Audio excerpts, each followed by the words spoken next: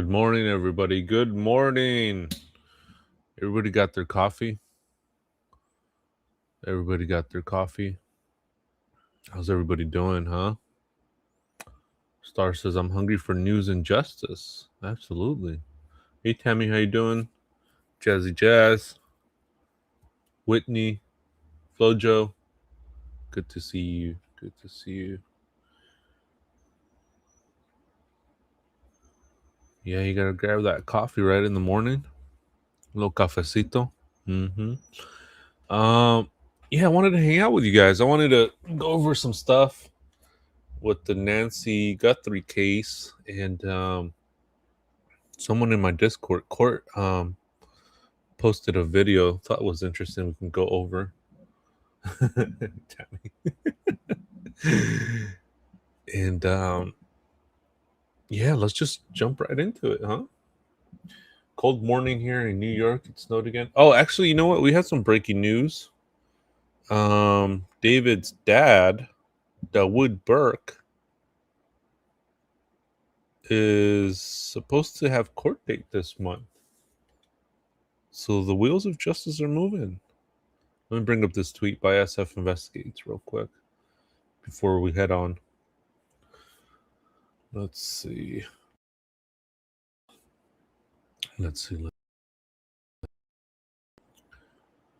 Where is it? As you guys know, some breaking news. Oh, here it is.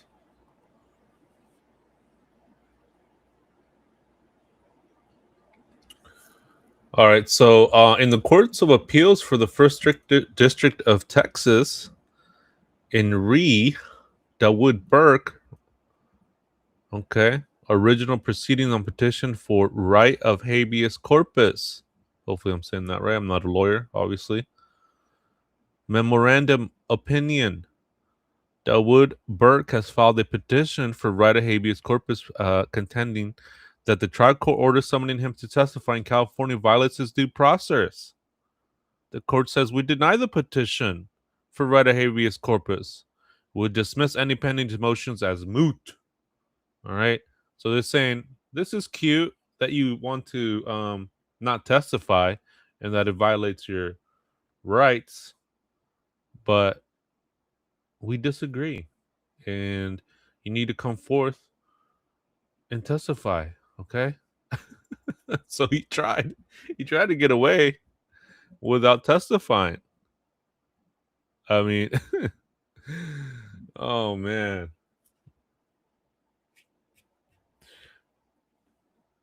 But no, the court said no. Okay? The court said no, you got to testify, man. You got to come before us and tell your side of the story. Hey Nancy, how you doing? The secret shade. I'll be listening in the background, but I'm here right on.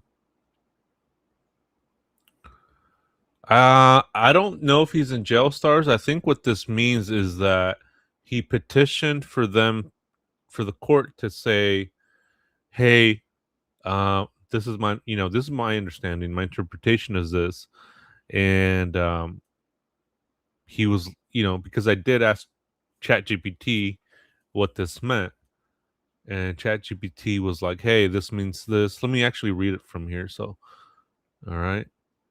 So I asked this, what does this mean, right? And it says, this is a Texas Court of Appeals decision dated February 9, 2026. What happened? A man named Dawood Burke filed a petition for right of habeas corpus. He argued that the trial court's order required him to testify in California violates his due process rights. Okay, the underlying case mentioned is the people of the state versus David Burke, pending in the district court. So the people of the state of California versus David Burke. I mean, that's huge right there. Seeing that on paper. Okay. What the Court of Appeals decided, the court denied his petition. Yes, he does. Specializes in digital evidence. Whitney says, I got your due process right here. What that means, only she knows. Okay. So the court denied his petition. So that means that they rejected his argument. They are allowing the court order requiring him to testify to the stand. Any other petition motions were dismissed as moot, basically irrelevant now. Yeah, Dawood, his dad. That's right. So let me continue reading from ChatGPT. Says he tried blocking being forced to testify in this California case, claiming it was unconstitutional or unfair, and the appeals court said no. He must comply with the order. Okay. Maybe interfering with the investigation, says Tam. Maybe, man. But this is huge because it's saying that everybody in David's orbit is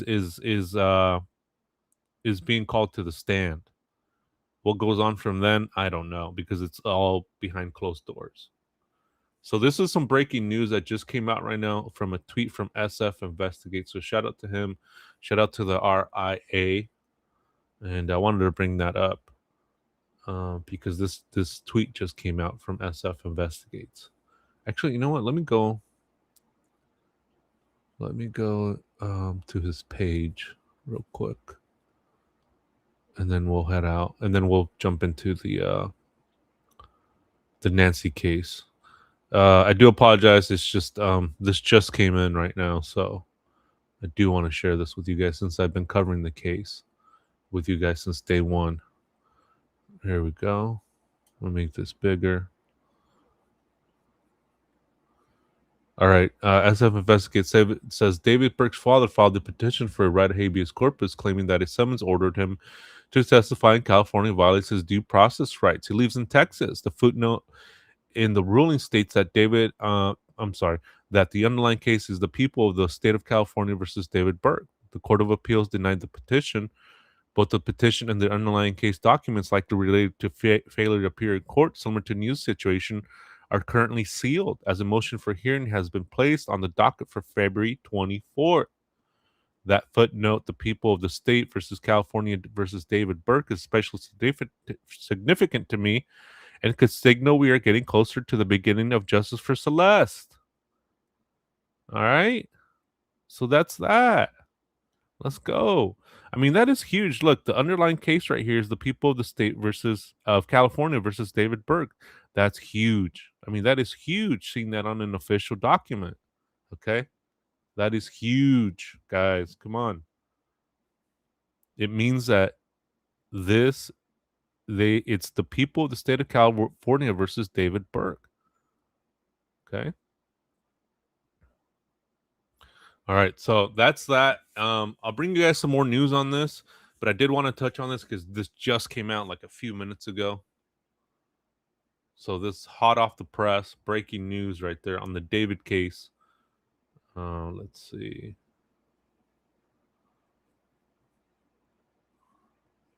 Breaking news, there it is.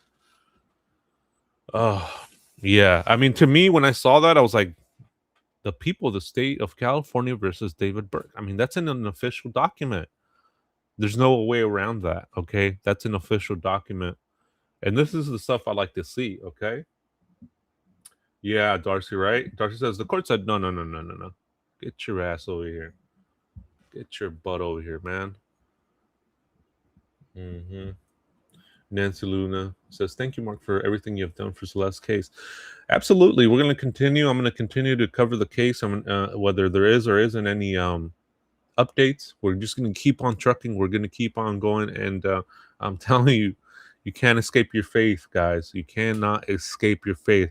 When she was put in the, when she passed away, when she was killed, when she was, what may have happened, your faith was sealed from that point on. Okay. It was sealed. It was written. And that's it. All right, guys. Let's move on to the case over here. Let me timestamp this here. 12. I'll put it at 12:20. 12. I'll do 12:30. Timestamp. That's just for me. All right. Yeah, that's huge right there. That is huge freaking news right there. So thank you. Shout out to the RIA and SF Investigates in the court, right? The courts.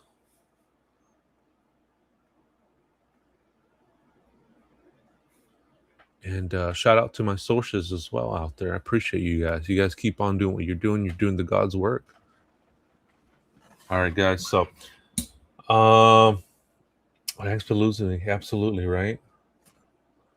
This is not sinking to the bottom of the ocean. Justice for Celeste Rivas is jazzy jazz jazz. Absolutely, absolutely. I mean, we just did a video yesterday, so that's good. Um, let's jump on to the Nancy Guthrie case. Uh, disappearance. Hey, scratch that paint. How you been? How's everything? You Gucci? You need anything? Let me know. All right. Make this smaller. There we go. Hey, where's my background? Oh, there it is. All right, guys. So let's jump into this right here. And one of my members, Shark members, Court, posted a video. So I was digging into that a little bit. So I do want to share that video. There's a video on February 1st of a potential robbery in progress. So we'll check that video out and you guys can I would love to hear you guys' thoughts. So let me play that video. This is, I guess, 6 miles south of Nancy's home. And this was, let's see the date. This was February 1st, 2026 at 1:52 a.m. Local time. Okay. So let me play this video. It's super creepy video. And you guys tell me your thoughts, what you think, what's going through your mind. Let's check this out. Thanks again, guys, for posting this on the Discord. Appreciate it. There's no sound on it, so.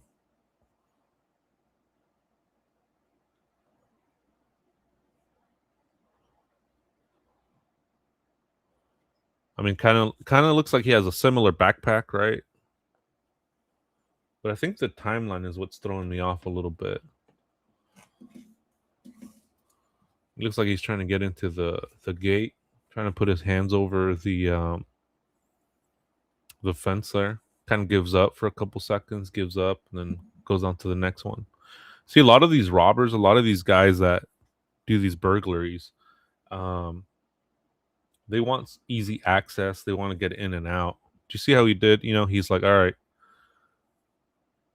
He sees an opportunity. He's looking around. Oh, kind of looks like he's tweaking out too.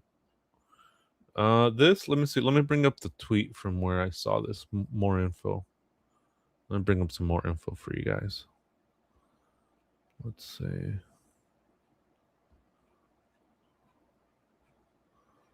Yeah, there's a lot of stuff I want to go over.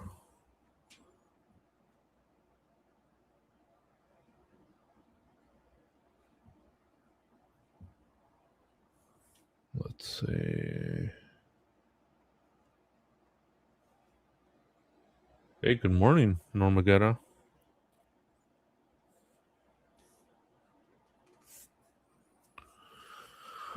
All right, let me check. Hold on. Let me check over here. Bum, bum, bum, bum, bum, bum, bum, bum, bum, bum, bum.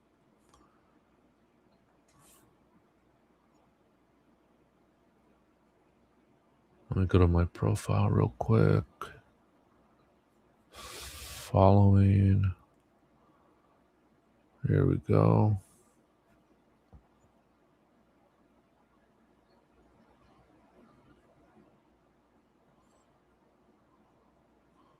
Let me go back over here. Let me share my screen. He has two different backpacks, you think? Scratch that paint? Oh, there is sound.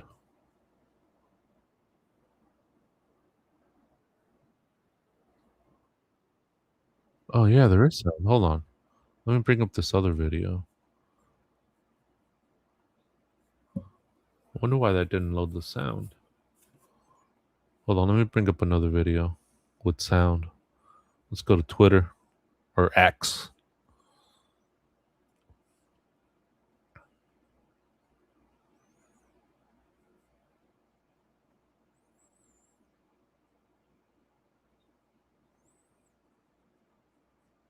So this is from Nerdy Addict. He has some good stuff on here. So let me play this video. This one's with sound. So let me play this one real quick. Hold on. Turn up the sound. There we go.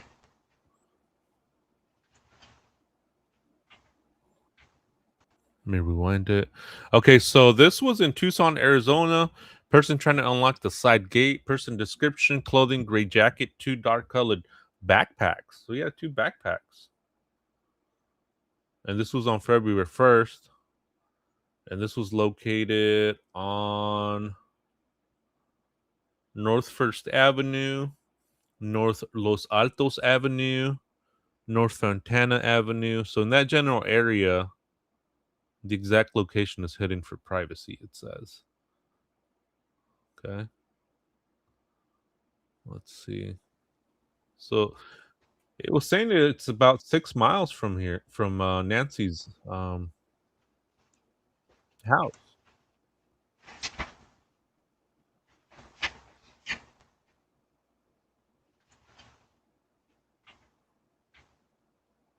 Yeah, so it says the incident reportedly occurred 5 miles south of Nancy's Guthrie's home.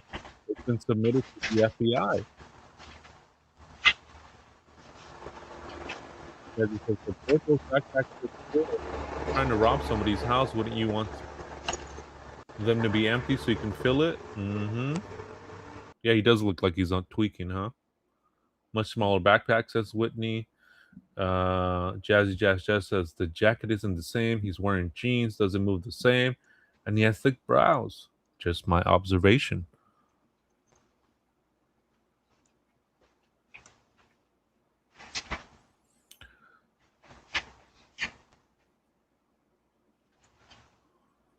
I mean, pretty scary too, right?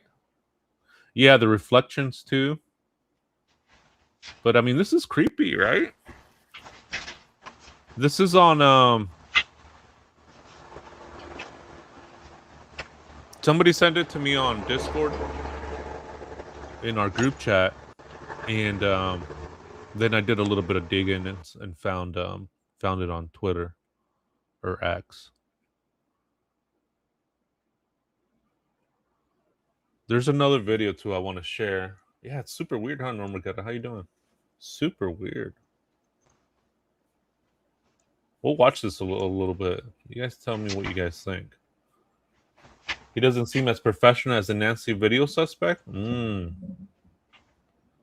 a good observation. Smaller backpack. They need better security, says Whitney, in that neighborhood. Jazzy Jazz says, "Yep, it's weird." Nancy Luna, how you doing? This is weird and creepy, crazy. Yeah, it is, right? You got these weirdos at night at 1:53 in the morning, lurking around, trying to see if there's any gates that are open. Let me share another video too. But this was creepy. Let me share another video.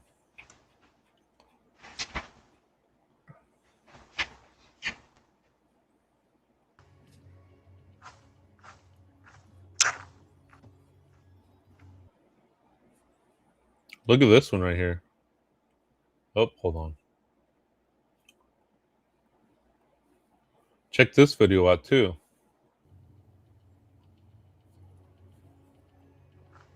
You guys see this? This was on February 2nd. And look, you notice in this one, there's it's color. My cameras are color as well at night. Full color.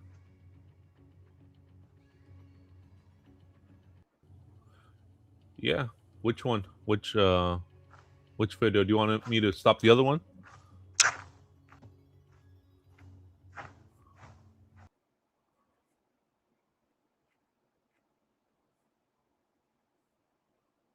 Hold on a second. Make sure I have the video. Okay, so this one.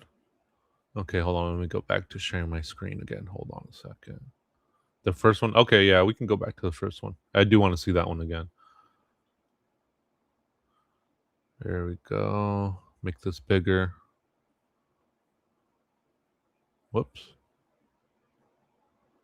Okay, so says in the early hours of February 2nd, a person with a backpack was caught on camera checking car doors in the Indian Ridge neighborhood at the corner of Indian Ruins and Opatas, about 6.9 miles from Nancy's Guthrie's home. So you have all this activity is going around the neighborhood. You got this guy checking out if hey Marisa, how you doing? Good morning. Hey Neighbor, how you doing? How you been? So in the neighborhood, you have ring cameras that are capturing people in the dead of the night, looking through see if there's anything unlocked. Car doors open. If the car doors are open, if gates are unlocked, and then you have on January 31st, spilling over to February 1st. Okay, in the morning, right between 1 and what was it 3 a.m. you have a kidnapping. So what is going on in this neighborhood? And are these people related? And was it a robbery gone wrong? I mean, look at this. Look at this. The freaks come out night, says Tammy. Let me change this real quick. There we go. I mean, look at this. We saw the other video February 1st. Then we see this one February 2nd. Right? What the F is going on in this neighborhood? And this is from a 6-mile radius from Nancy Guthrie's home.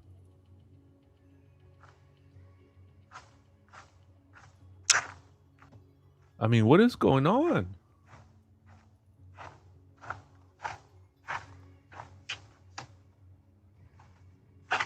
But do you see what I'm saying with these potential with these, well, not potential, well, how should I say this? Do you see the pattern here with what they're trying to achieve with people? They're trying to go for easy targets. If it's unlocked, boom, great. If not, they move on to a different location. Same with the gate. We'll go back to that in a minute. Okay, that's what these robbers do. I remember I saw a segment, I think was on Dateline or one of those shows, and they asked this robber, like, "Hey, what do you look for in your crime of when you're doing your crime?" And he says, "Just crime of opportunity, things that are easy to access." He says, if it's hard, if it's not open, if it's this or the other, if it's hard to get in, the guy says he moves on. The robber, he says, "I move on." So what's strange about the other video, about the one that the FBI released, was that dude looked comfortable, super comfortable, right? I mean, there was a camera, there was one of those doors, the metal doors, right? Kim Sutherland says, "My Ring camera radius shows this all the time." Jeez. Saw a comment made from a person who said they live 3 streets over from Nancy. They have been surveying the neighborhood and knocking on doors from 3 days prior to media releasing that she was missing. Really? Whoa. Whoa. Whoa.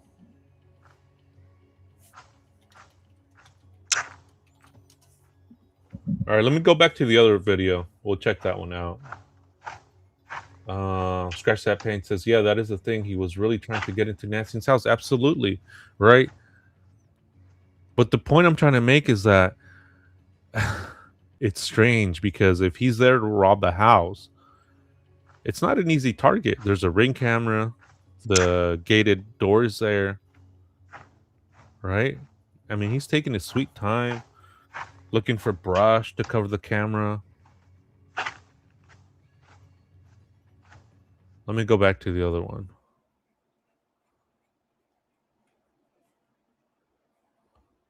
Oops. Let's see. Okay, let me go back to the other one. 1 second. Let me bring it up. We'll watch the other video and compare. Let's see. Let me go back. Hey, good morning, Art. How you doing? Good morning. Let me go to my profile on X, and let me bring up this guy right here. It's got some good videos. Oh, where'd it go? Oh, here it is. Dun, dun, dun, dun, dun, dun, dun. Okay, let me bring it up the screen. 1 second. Here we go. Boom. Share it. Make it bigger. There we go. Okay, here it is. So here's the video. The other video in another location. Art says, "Hope everybody's warm and dry." Yeah, it's been raining here in California. Scratch that pins. That was weird trying to cover the camera like that. Yeah, it was weird, wasn't it?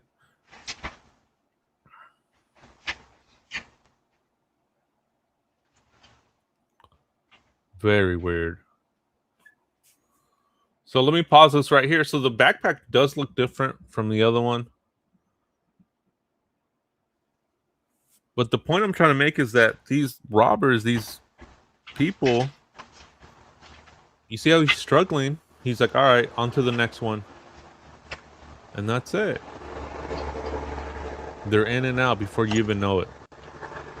And then the next morning, you're checking your Ring camera, and you're like, what the heck?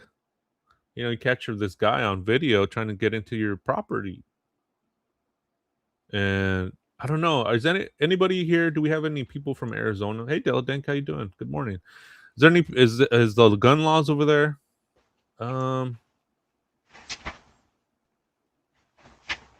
More lax than it is here in California. Crime time, grime. Let me go back over here.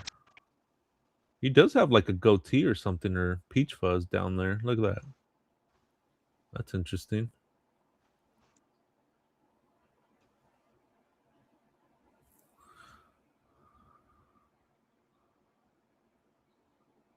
I'm trying to see his eyebrows.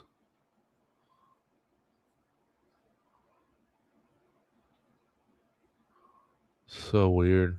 He's got 2 backpacks.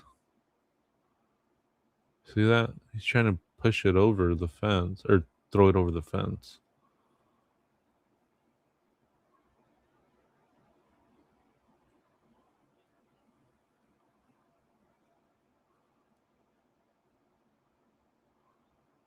Yeah, the backpack, the one he's wearing it.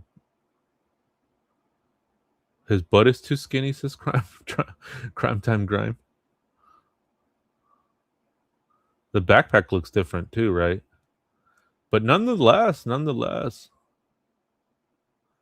Flojo says, I think it's open carry in Arizona.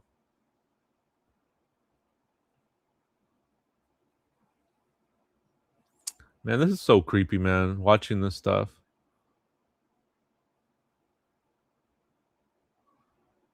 But do you see what I'm saying? The point is, like, these people are trying to, just trying to get into these properties. Art says, it is open carry! Exclamation mark. Dang! So this dude could have got blasted. Could have got blasted.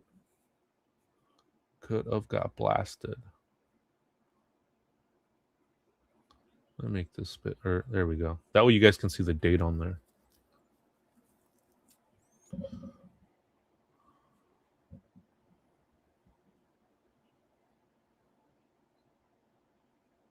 Yeah, he's got 2 backpacks, huh? Just got jeans on. The jacket looks kind of similar, but this one has a hoodie. And he's on to the next freaking house.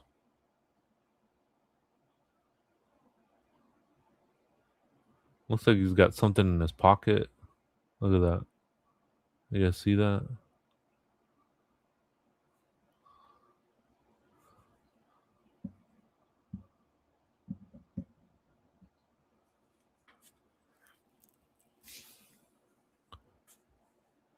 All right. Yeah, he has a goatee. It looks like he has that goatee. Mm-hmm. Yeah, you guys have some really good eyes. Really good eyes. Let me see the hey Sharon, how you been? I do want to check and see what the timeline was for this guy's toast, says Art. I hope so. I hope so. Let's look at the other video. Oh, that's cool. You were helping her, native girl. That's cool. The tattoo artist. Hey, how you doing? Good to see you. Welcome. Welcome, everybody. Do me a favor, guys. Hit the like button, please. Gets me out in the algorithm. Hype my videos. That helps too. Comment on my videos, like and share. That helps out big time. You know, get some support and love for the channel. It's always appreciated, guys. Thank you guys so much. We also got super stickers, super chats, Venmo, Cash App. I was able to get a tripod, so that's freaking awesome. Thank you guys. Let's see. Let's go to the FBI's website. Let's go to the source. Let's go to an official website of the FBI. They're not playing around with this case. And let's look at the suspect, the person in question. So they look different. Yeah, they look different. Okay. We call this guy the cilantro bandit because he's trying to put cilantro in the Nest camera. What an idiot, huh? I mean, I hope they catch this freaking guy or girl, right? Some people were saying that this might be a lady. I know Whitney was saying that because of the eyebrows. And I kept looking at it and I'm like, huh. Yeah, the cilantro bandit, man. Look at him. What a freaking idiot, man. They need to get this dude off the street. You know? But Whitney was saying that maybe because of the eyebrows, this could be a woman. Oh, really, Stars? Really? Oh. It's the eyebrows? The eyebrows is what's throwing everybody off, huh? They look really good. They look nicely shaped, right? Dell Deng says, I just want to share with you all. I'll be getting a double associates in liberal arts and graphics design. Y'all, I'm almost done. Just signed my grad petition yesterday. Ooh. Oh, Della Dank. Let's go. Dang, the Sharks are getting degrees in here. Dang, Sharks. Dang. Della Dank, that looks like a woman to you too? Oh my goodness. Let me ask you guys a question. Marisa says, I think the person has another mask under the key. That's exactly what I was going to say. Marisa, get out of my head. Get out of my head. I was just about to say that. Could it be that there's a mask underneath that mask? All right. I was thinking about that last night, and I was looking at masks. You know, if he had a mask under that mask, and if those eyebrows are part of that mask. I mean, is that a stretch? Am I going too deep? Looks male to me, says Kim.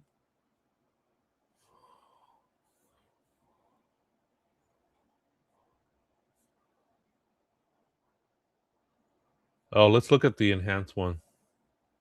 Thank you, Stars. Appreciate it. Of the kidnapped suspect at the home of Savannah Guthrie's mom. It was created by internet sleuths using a technique called reverse infrared technology. Oh, internet sleuths. Look at that. Look at that. Internet sleuths. Woo. Let's go. And shows features like eyebrows, flesh, and parts of a mustache. The FBI continues to harvest the 44-second video of the intruder for every possible clue. You can be sure that they are working on, if you will, a composite. Based on the eyes, based on the mouth, we do think we see a mustache. Perhaps there's a beard under that mask as well. Using the bricks on Nancy's front entrance as a guide, experts believe the suspect's height is 5'9" to 5'11". His weight up to 230 pounds. His shoes appear large, possibly a size 12, based on the size of the tiles. His clothes are also producing intriguing clues. That ski mask has unique stitching. Notice the seams around the eyes and mouth. It's just like this mask, which can be bought for $22. The holster isn't fancy at all. It's made of nylon and sells at sporting goods stores in Tucson, also for $22. Several firearms experts say he's armed with what appears to be a 9mm handgun, possibly a Glock. And those gloves are made of a synthetic rubber called nitrile. Nitrile gloves like these are often worn by plumbers and gas station employees because they don't disintegrate when they come in contact with oil and other chemicals. We bought a pack of 100 of these for just $10, and they look very similar to the ones worn by the intruder. And the flashlight he held in his mouth? We bought a similar one for $30. The backpack is also drawing a lot of attention. Internet sleuths say it may be an Ozark brand, which has similar straps and reflective bands. Unfortunately, the infrared video does not reveal color.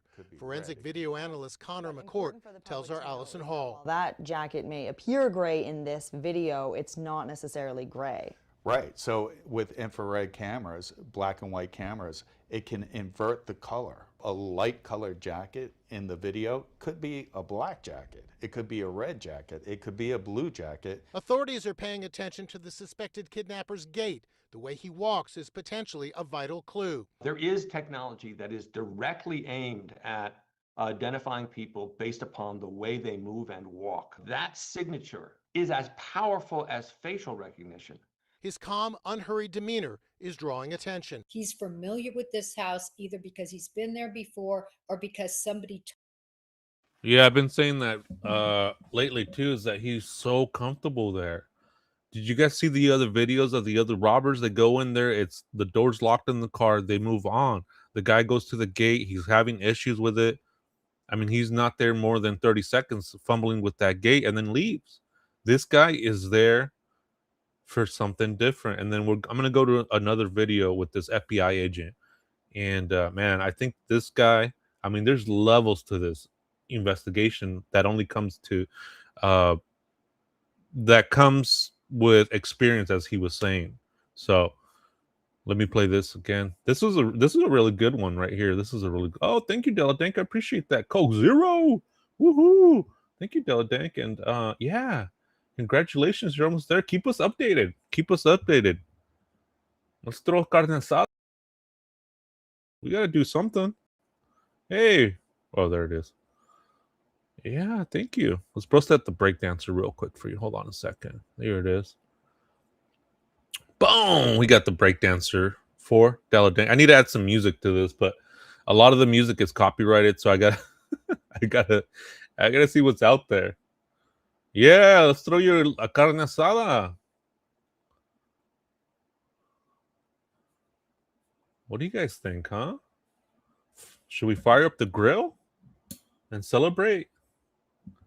And put some music on, like Miss Jans was saying. All right, let me play this video. Here, I'm gonna rewind this video because I need to use the restroom real quick. Okay. It's a striking new image of the kidnapped suspect at the home of Savannah Guthrie's mom. It was created by internet sleuths using a technique called reverse infrared technology and shows features like eyebrows, flesh, and parts of a mustache.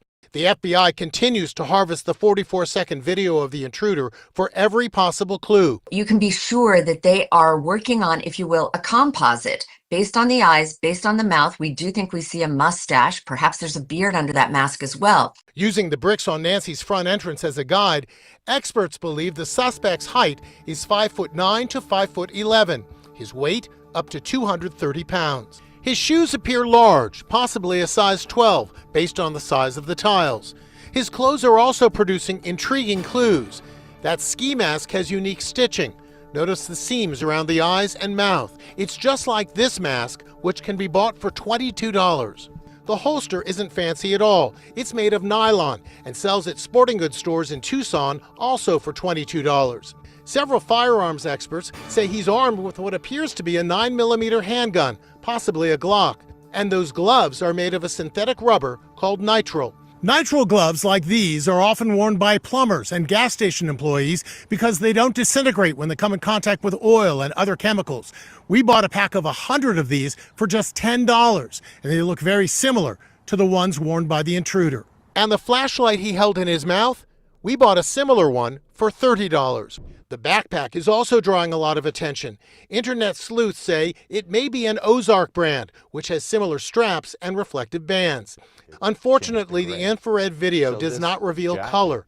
Forensic video analyst Connor McCourt tells our Allison Hall. While that jacket may appear gray in this video, it's not necessarily gray. Right, so with infrared cameras, black and white cameras, it can invert the color. A light colored jacket in the video could be a black jacket. It could be a red jacket. It could be a blue jacket. Authorities are paying attention to the suspected kidnapper's gait. The way he walks is potentially a vital clue. There is technology that is directly aimed at identifying people based upon the way they move and walk. That signature is as powerful as facial recognition.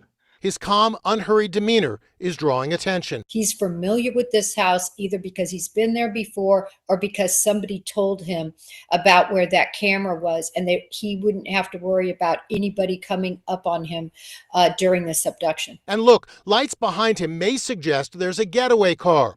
Could he have an accomplice behind the wheel? FBI agents are out in force in Tucson today, going door to door, searching for anything that may lead them to Savannah's mom, now missing for 11 days.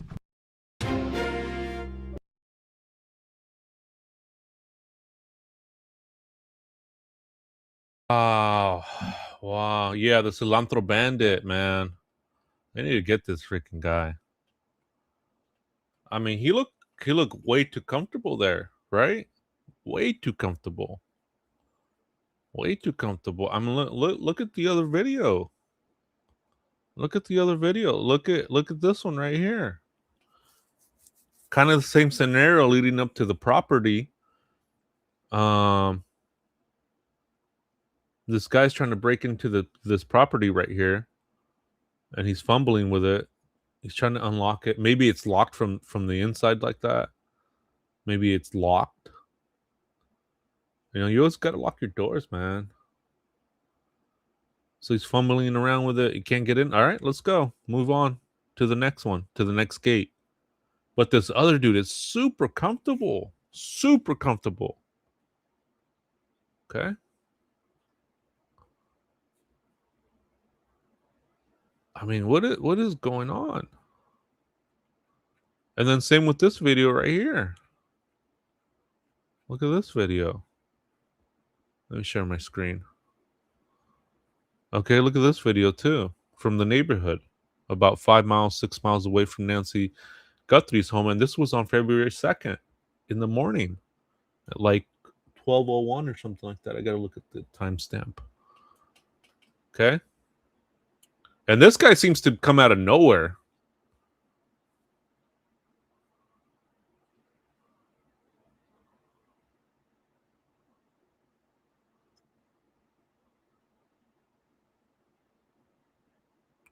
Comes up to the car door. Tries to open it. Nope, locked. All right, let's go. On to the next car. Do you see what I mean? And then you got this other bozo. Being yeah, right, though, I think way too comfortable. Let's go back to that video. Let's look at some more images. Let's look at this video. Oh, it's not on my screen.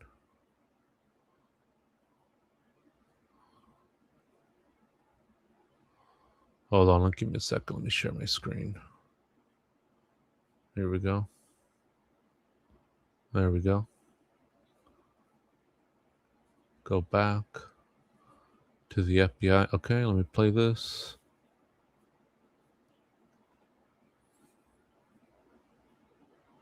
I mean, you don't see any of these other robbers, burglars.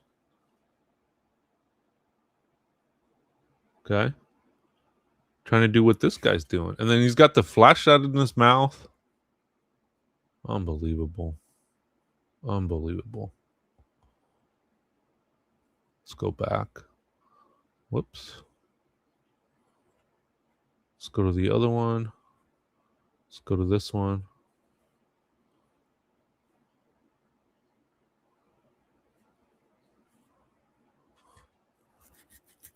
And then the way, too, he's trying to cover up the camera. He's not putting his hand up to the camera, which is weird.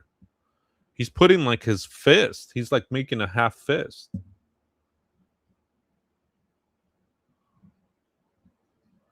Native Girl says, I haven't been following the news. What's Nancy's son-in-law band may consider suspect? No.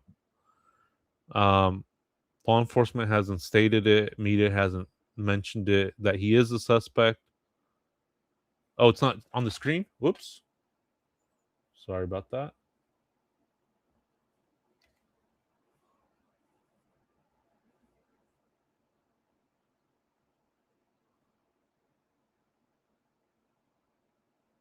Oh, he's got something wrong with his hands? Oh, interesting. Okay, let me go back to the FBI's website. There we go. Sorry about that, guys. I'm like watching the video by myself. Let me go back.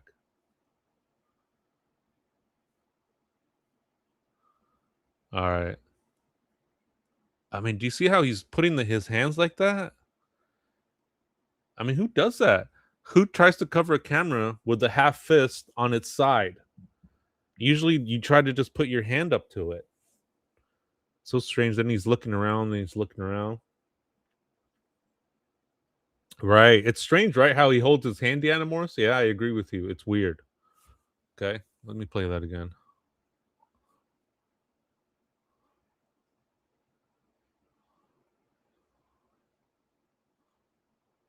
Let me go back. There's a couple things that I notice here on 2. What a dodo brain. I agree. There's a couple things that I want to mention too. Let me make this a lot bigger. There we go. Okay. I got a question. Was this light on? I'm wondering. Or did he take the light off here? The porch light? I'm wondering if that was on. Do you guys see that above his head?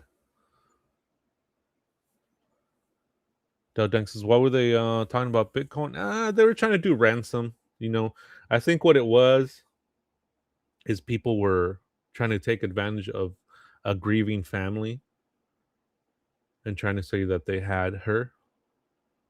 I mean, there hasn't been any links so far with the Bitcoin to Nancy's disappearance, but we have to yet see if FBI hasn't covered anything. But from what I've seen, I think it's just a classic scam by, POSs, people out there trying to take advantage of a grieving family, in my opinion.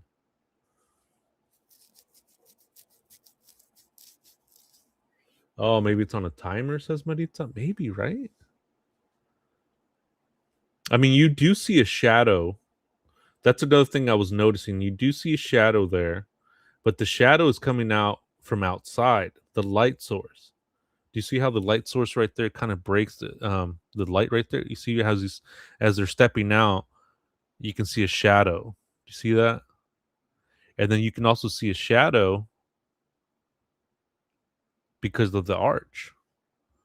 So I'm wondering if this area he chose it because the light was off. But it does look like it was premeditated. It does look like he was prepared. But then when we got there, I don't know. It's just strange, right?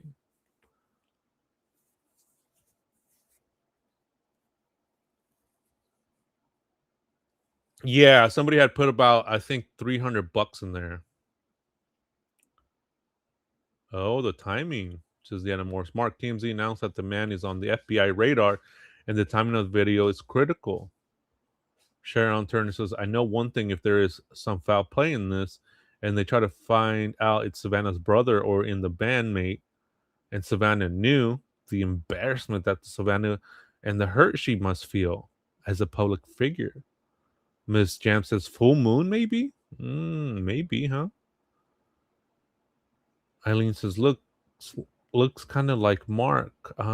Rich, 50 grand, y'all. It looks like a shark. Don't think Mark. That can be a woman, in my opinion. Even if you can tell by what they are wearing, a woman could pass as a man. But it's like, what a woman would be able to kidnap a grandma alone? That's a good question. But it's, oh yes, there was a full moon on February 1st. Look at that. You guys are sleuthing this case out big time. So that could have just been a full moon. But I'm wondering if the porch was on. I'm wondering if the porch was on.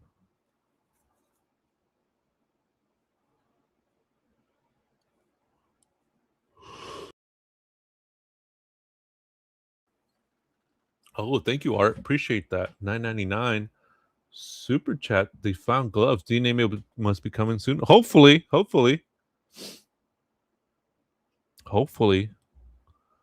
mean, I know that they can get DNA off gloves for sure, right?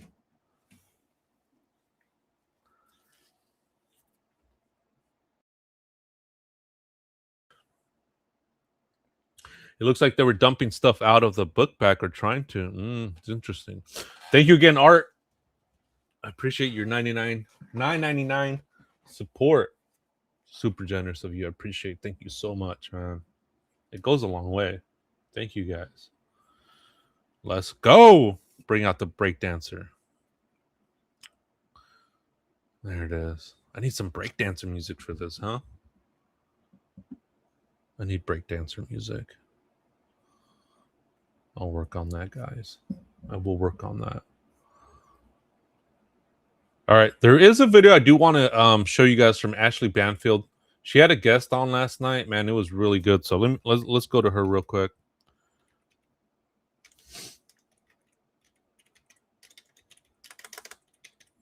Let's check her out.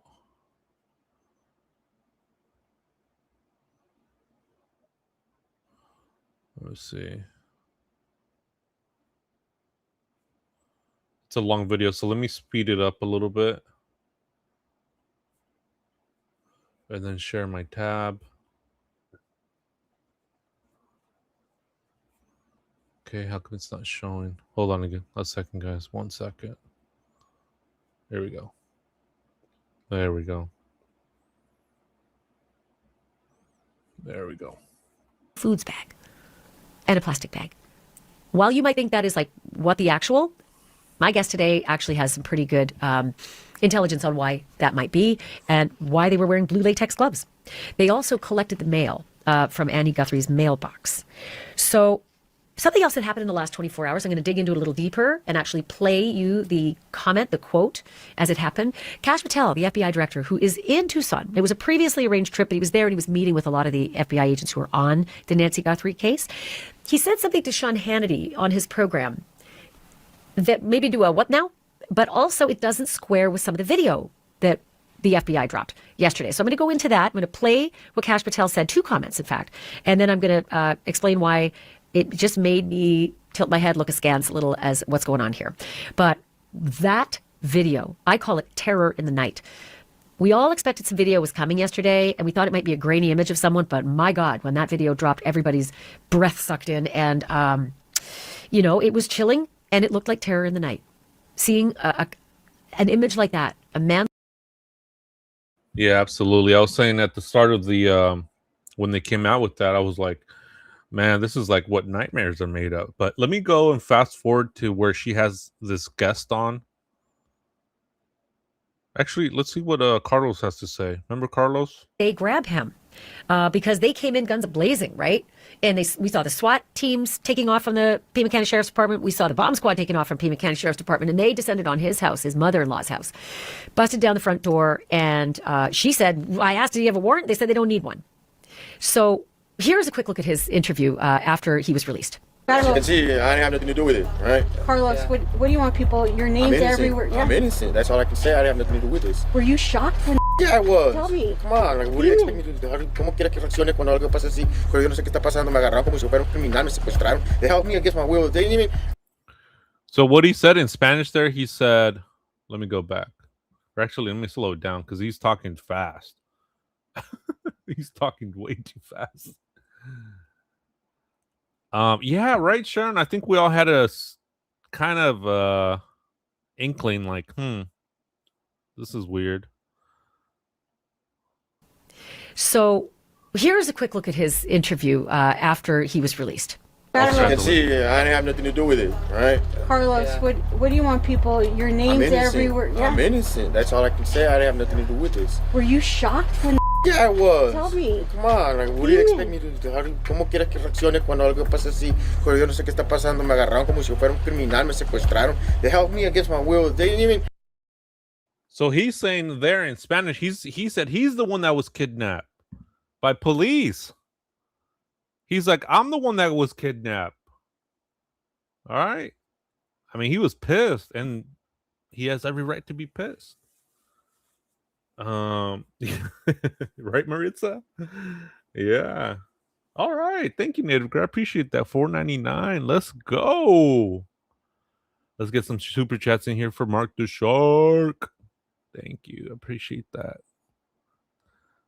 Let me bring out the breakdancer. I need breakdancer music, guys. But I need a copyrighted free music. Thank you, Native Girl. I appreciate it. Thank you. I hope you're doing okay. So look at this breakdancer, huh? Native Girl. This is how I feel when you guys are donating, when you guys are helping support the channel. Thank you. Appreciate it. So he's saying he's the one that got kidnapped. Okay. Read me my rights until 2 hours later. Okay. You know, my wrist is all swollen from the handcuffs. Like, and did you have any idea that this was about? Do you know who Nancy Guthrie is? That's the problem. No, I don't know anything. You were like, where is this coming from? How did they come up on you? I don't know. Like, what, were you just driving around? Yeah, working. Yeah, they said you were delivering DoorDash? GLS.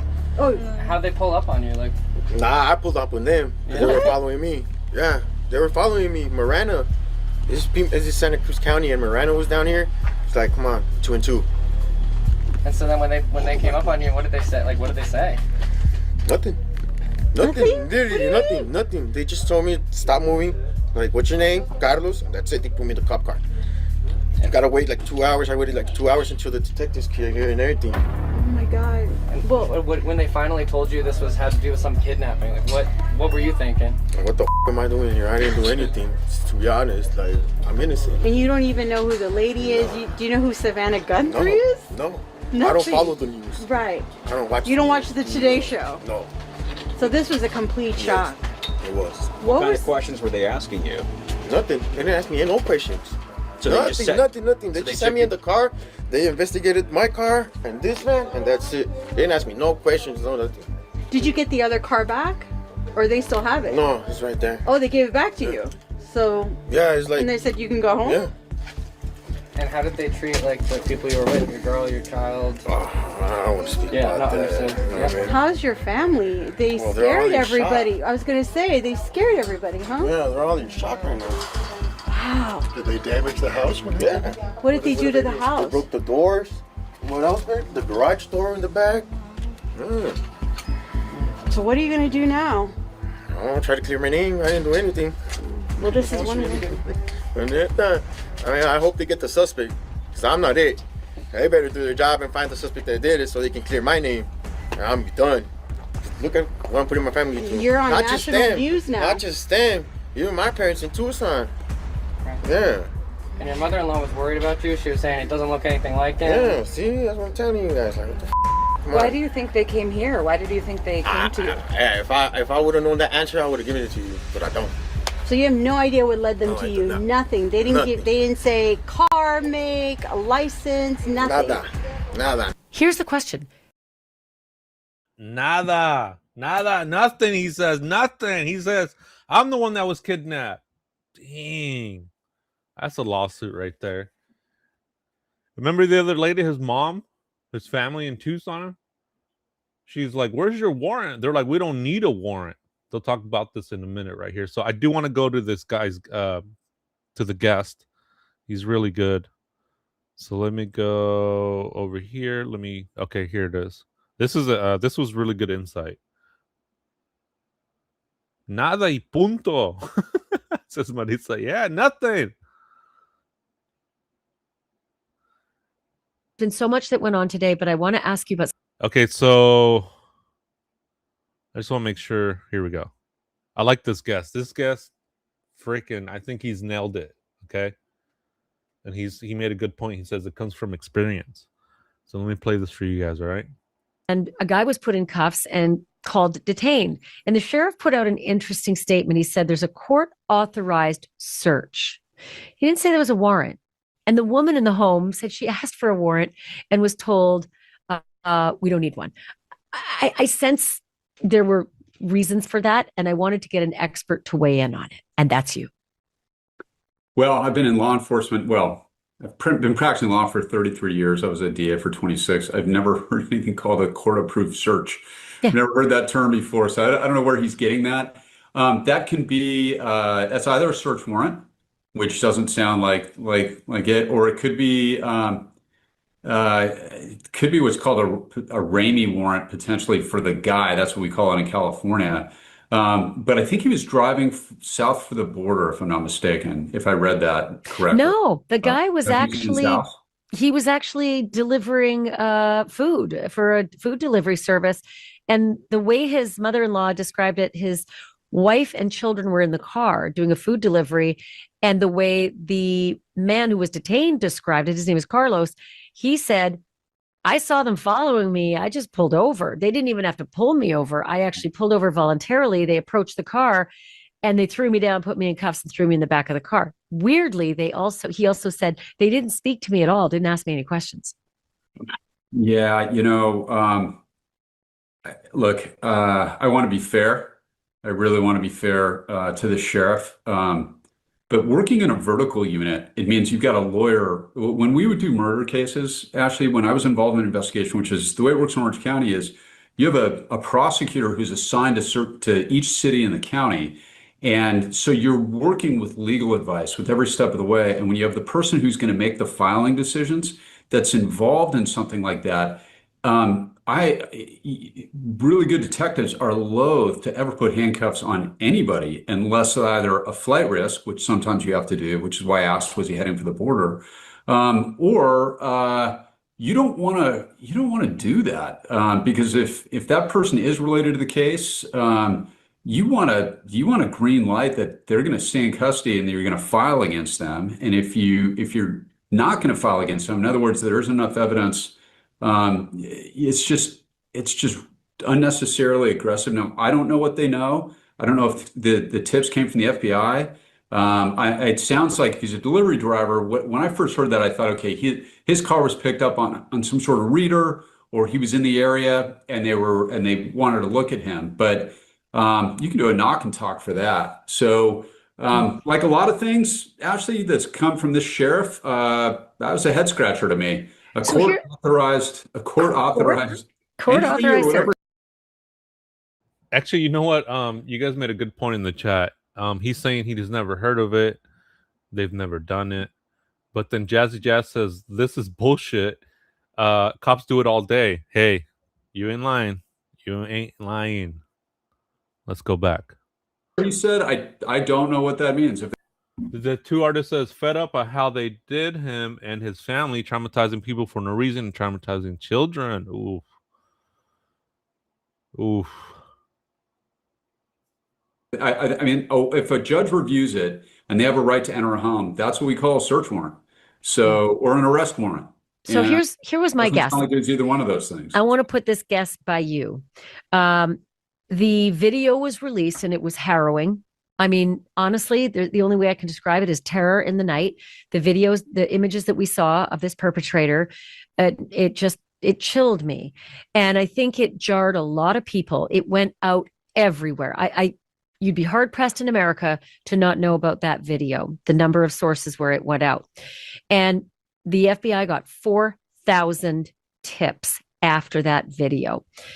And so my thought is that somebody called in a tip, said something about this poor guy, Carlos, and the sheriff took off with the heavy guns, and that the exigent circumstances of believing they might find Nancy tied up in that basement meant no warrant needed.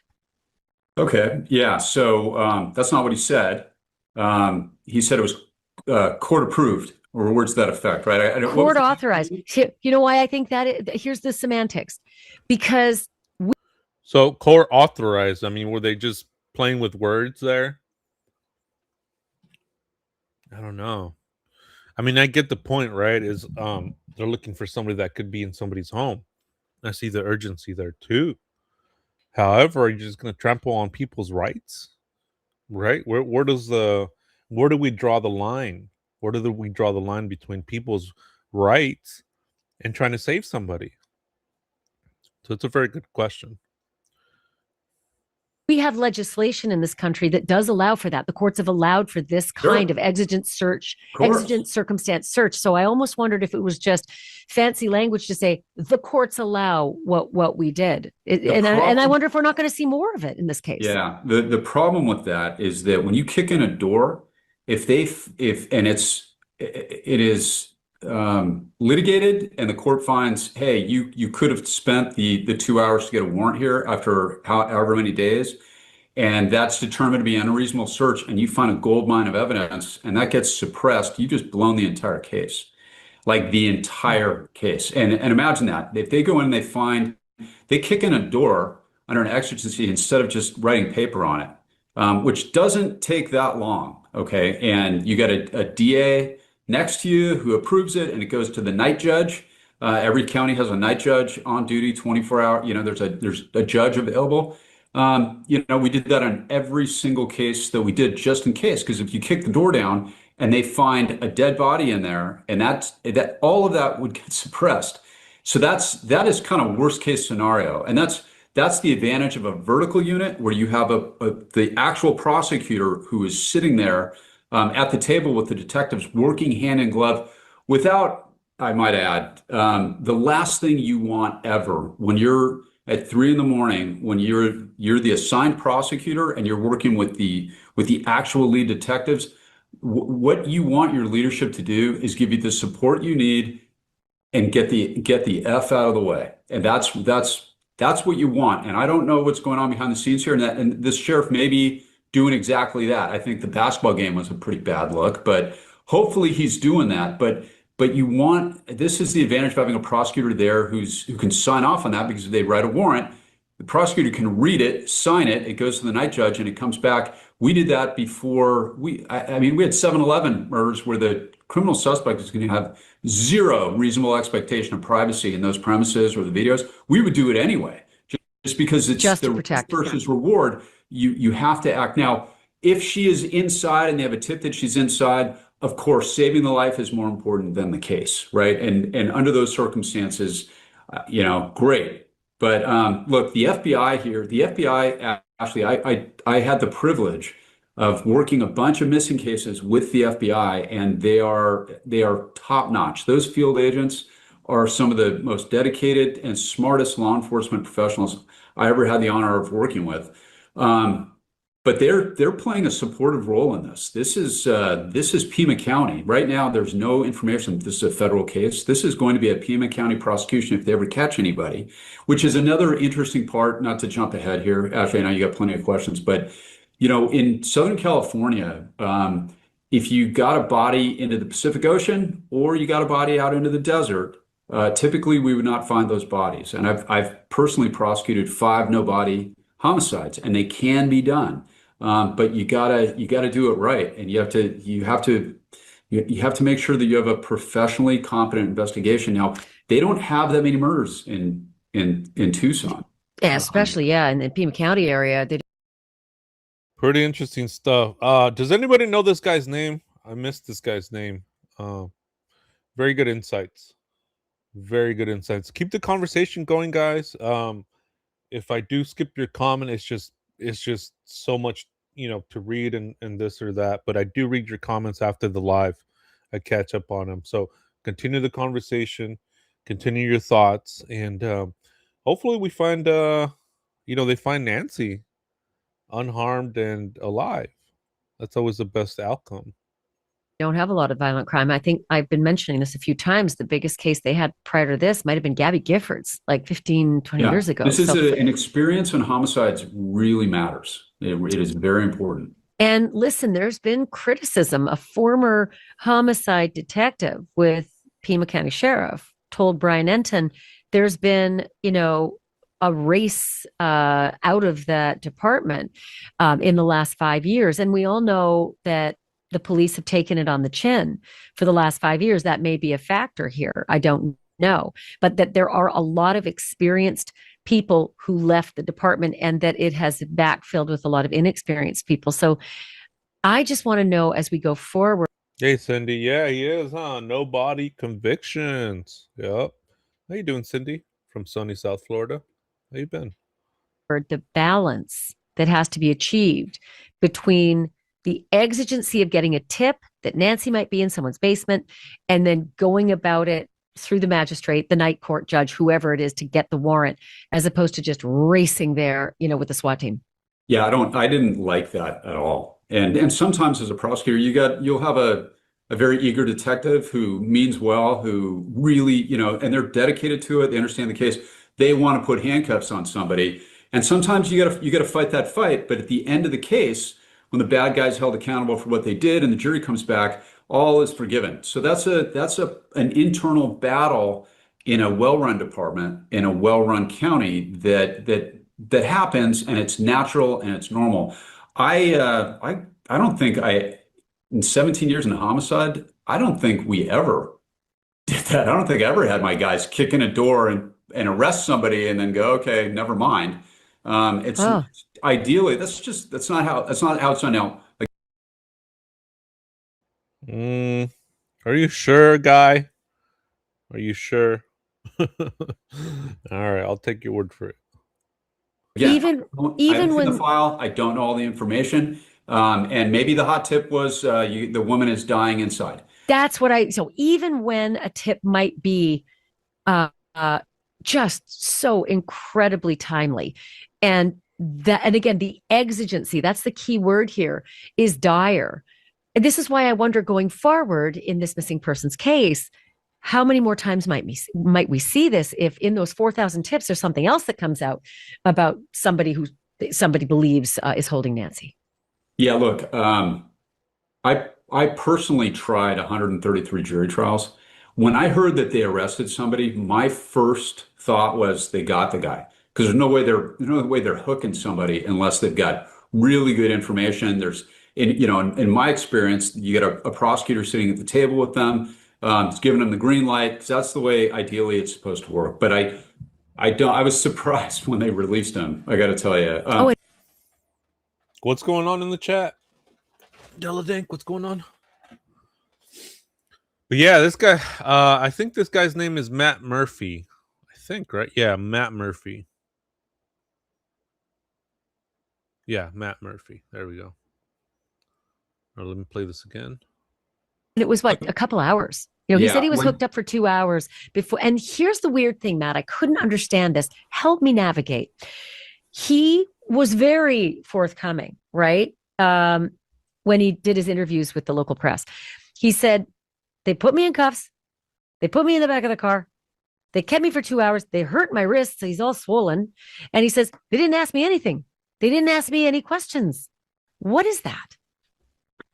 Well, and I would need more information, but maybe they were able to get his phone, and with that information, somehow they were able to geolocate him as not being at the door when they knew that happened. But clearly they got. That's the thing, right? What do you guys think led them to Carlos? one of my initial thoughts was he did a delivery out there.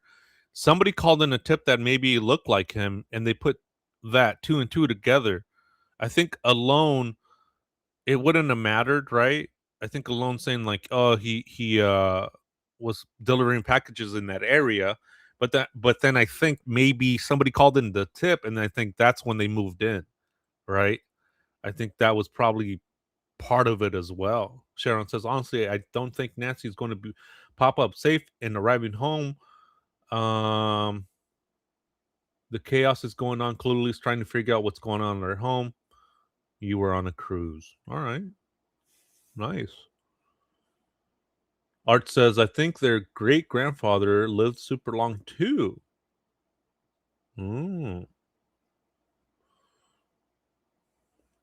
Oh, I see what you guys do. It's a little side conversation. That's cool, you guys. Yeah, I appreciate you guys, like, kind of, not kind of, but you are. Yeah, just being, communicative in the chat. That's cool, man. I appreciate that you guys are like getting along and commenting and going back and forth. That's cool, guys. Yeah, keep it up. All right, let me play this. Some sort of information. Maybe it was inside the house. Maybe they got permission to search some sort of computer. That would. They took everybody's phones. They took his phone. This is what his mother-in-law said, at least. They took her phone. They took his phone. They took his wife's phone, and they took all their the children's phones as well. Okay, so what the FBI has. Cindy says, if I cover the white tent, I haven't gotten to that, but we will. Is there any breaking news with that, or anything that maybe you want to share, and that way I can read it as I'm playing this? That would be cool too. But yeah, there was a tent outside of the of Nancy's home. So FBI has wonderful tools available to them, and one of the things they can do is what's known as an administrative drop warrant. And if you remember my Samantha Runyon case from way back in the day, a little girl who got kidnapped, the FBI came in on that. Those agents were fantastic. But also in that case, just to give you an idea, we had the FBI involved within hours because it was an abduction. And that's really what the FBI is really good at that. I don't know how long it took in this, and maybe you know. Longer than most people think is appropriate. There's been a lot of criticism that the feds were left out of the fold for too long. Yeah, and I don't know the timeline. And again, I'm relying on you for that. Now you're relying on other people's information. That's a friggin' problem. Like this is an all hands on deck situation, and you bring in all the resources you have available. And the thing is that they appeal to the public very quickly, as you recall. Every time you do that, it's a semi-desperate move, because you essentially get three groups of people coming forward. You get well-meaning folks that really want to help, and they tell you about, hey, I heard screams down, but maybe it was my neighbor's wife again, or I heard weird noises and it's the raccoons in the trash can. You got to sift through those, and you got to devote resources to every single one of those. Then you've got your loons. You got the people that have come out, and it's like, it was the vampires. I know, and that's an element every time you appeal to the public. And I think the third group is, I think in the modern day, Ashley, and this is terrible, but I think we now have scammers who are going to come in and go, give me money, right? And they already arrested a guy in Hawthorne, California. And I think I don't know how many scam phone calls you get a day, Ashley, but I probably get, I don't know if the spams are all. Bunch of scammers out there, man. We were victims of that too. Kidnapping for ransom. They were pretending to hold my grandpa hostage, and were demanding money. I mean, there's layers to this stuff. They wanted hundreds of dollars, right? And with Nancy Guthrie's case, they want millions. So there's levels. Yeah, I guess they pitched a tent. Let me go to that real quick, and then we'll come back to this. This came out an hour ago, and let's see what's going on. And who came in? Art. Who came in? I saw somebody say hi. Oh, a little bit of Lisa. Hey, how you doing? How you been? yeah, if you guys are lurking, come in, or if I missed you, and if I didn't say hi to you, come in, raise your hand, say hey, Mark, and I'll say hi to you. I like to say hi to everybody. Okay, come on in.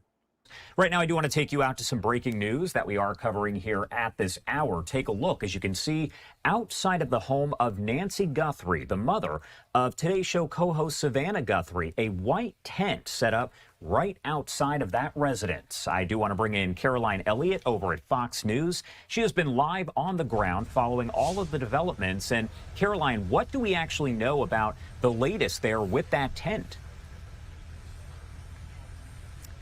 Yeah, Josh, in the last 40 minutes or so, we saw investigators return back to the house and pop up this white tent you can see behind us right in front of Nancy Guthrie's front door. It's unclear what they're doing here right now. It's unclear what they're looking for, but we can tell you what we've seen in the last 40 minutes are people in plain clothes walking towards the front door. We did hear from our producer on the ground that someone was walking out of the house with what looked like a big black box. Not sure if that's evidence, but the producer said that's what it appeared to look like. We will also tell you we saw men walking in with what looked like electrical wiring. So again, all of this very preliminary information we're working through now. But we do know that investigators are looking through thousands of tips that have come in the last 24 hours or so after the FBI pushed out that surveillance video earlier this week showing someone standing on the front porch of Nancy Guthrie's front door, where investigators again have this tent set up right now. And I wanted to ask you here about the black glove situation, because I know that was found about 1.5 miles away from the home itself. All of this, of course, still under investigation. At this point, we don't know if that is fully connected, right? We don't know, Josh. What we do know, again, is that investigators found a black glove about 1 mile away from Nancy Guthrie's door. And we're hearing that that glove was found on Campbell Avenue. So for context, that's one of the main roads about 1 mile away from Nancy's house. And we know that investigators have spent a lot of time on that road in the last 24 hours. We can tell you we were out here at 2 a.m. local time, and we saw investigators conducting another search in the middle of the night, essentially. And law enforcement analysts have pointed out that that's quite odd to be doing that in the middle of the night, but we have to assume they had a very good reason they were doing that, and we hope to find out more in the next coming hours. All right, Caroline Elliott there at Fox News, joining us live from the Tucson area. Thank you so much for being here with us. Of course, we will be checking back in as all of this is developing. Again, we have this live look here outside of Nancy Guthrie's home as we see that white tent has been set up right outside. We're going to follow any developments, and if there... Dang, so it's like, it seems like they're trying to gather more evidence, trying to process the scene, but I mean, wasn't the scene released to the public, and then you have people coming in and out? I mean, not to any of their fault, right? Because it was released. So now they're coming in to try to get more evidence. They got to sift through, Brian Enton's footprint. They probably are contacting him and be like, hey, we need your DNA, man, to to rule you out or something, right? And we need footprint analysis, step here to so that way we know this is you. Or I mean, I don't know, man. This is just, oh man, this is just so wild. This is so bizarre. And oh man. So what could this tent be? What could this tent be? And they found a white black glove. Bunch of stuff, man. Bunch of stuff.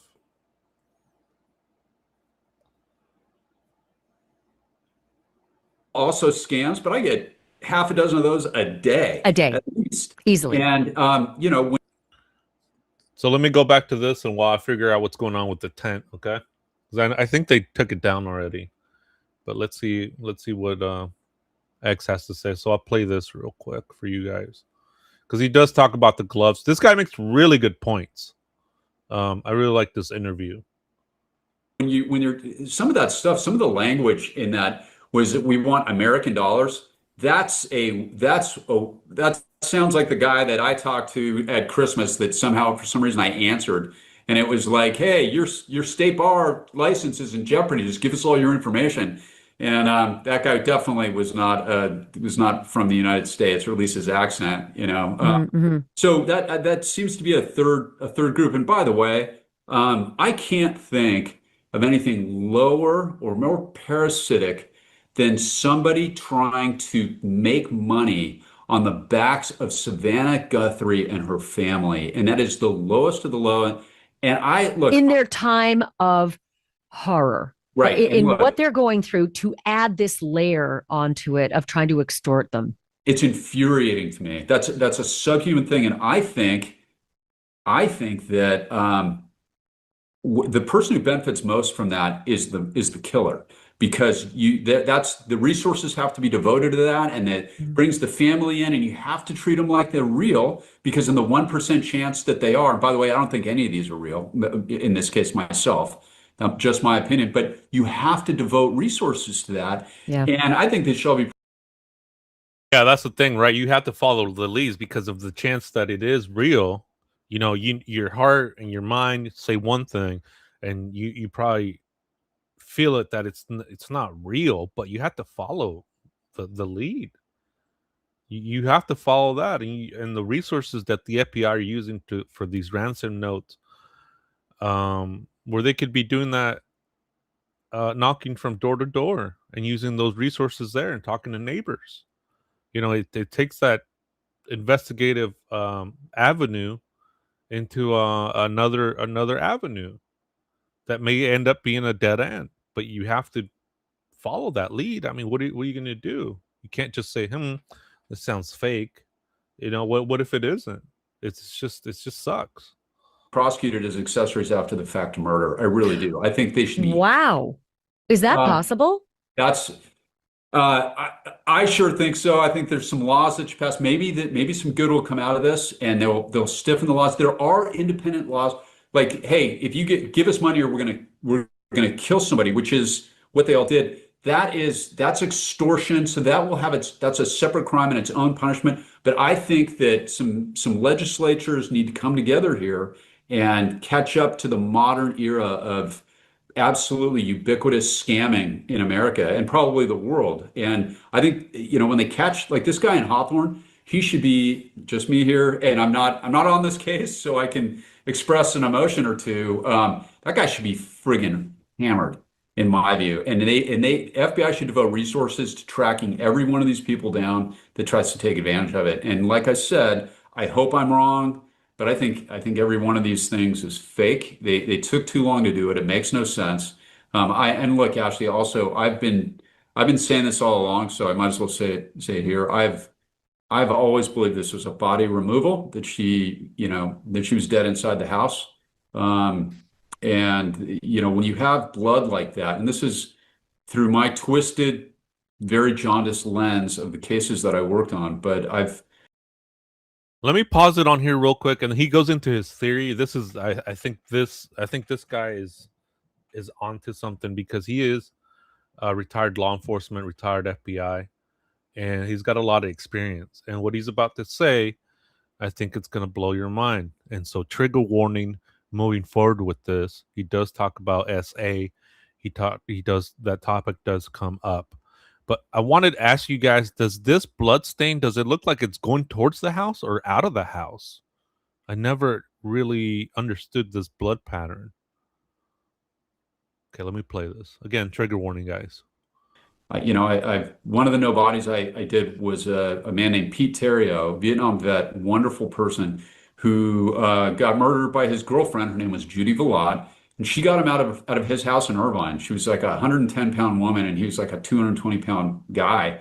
And she dragged him out, and the blood drops from that scene, just in my head, it was almost flashbacks.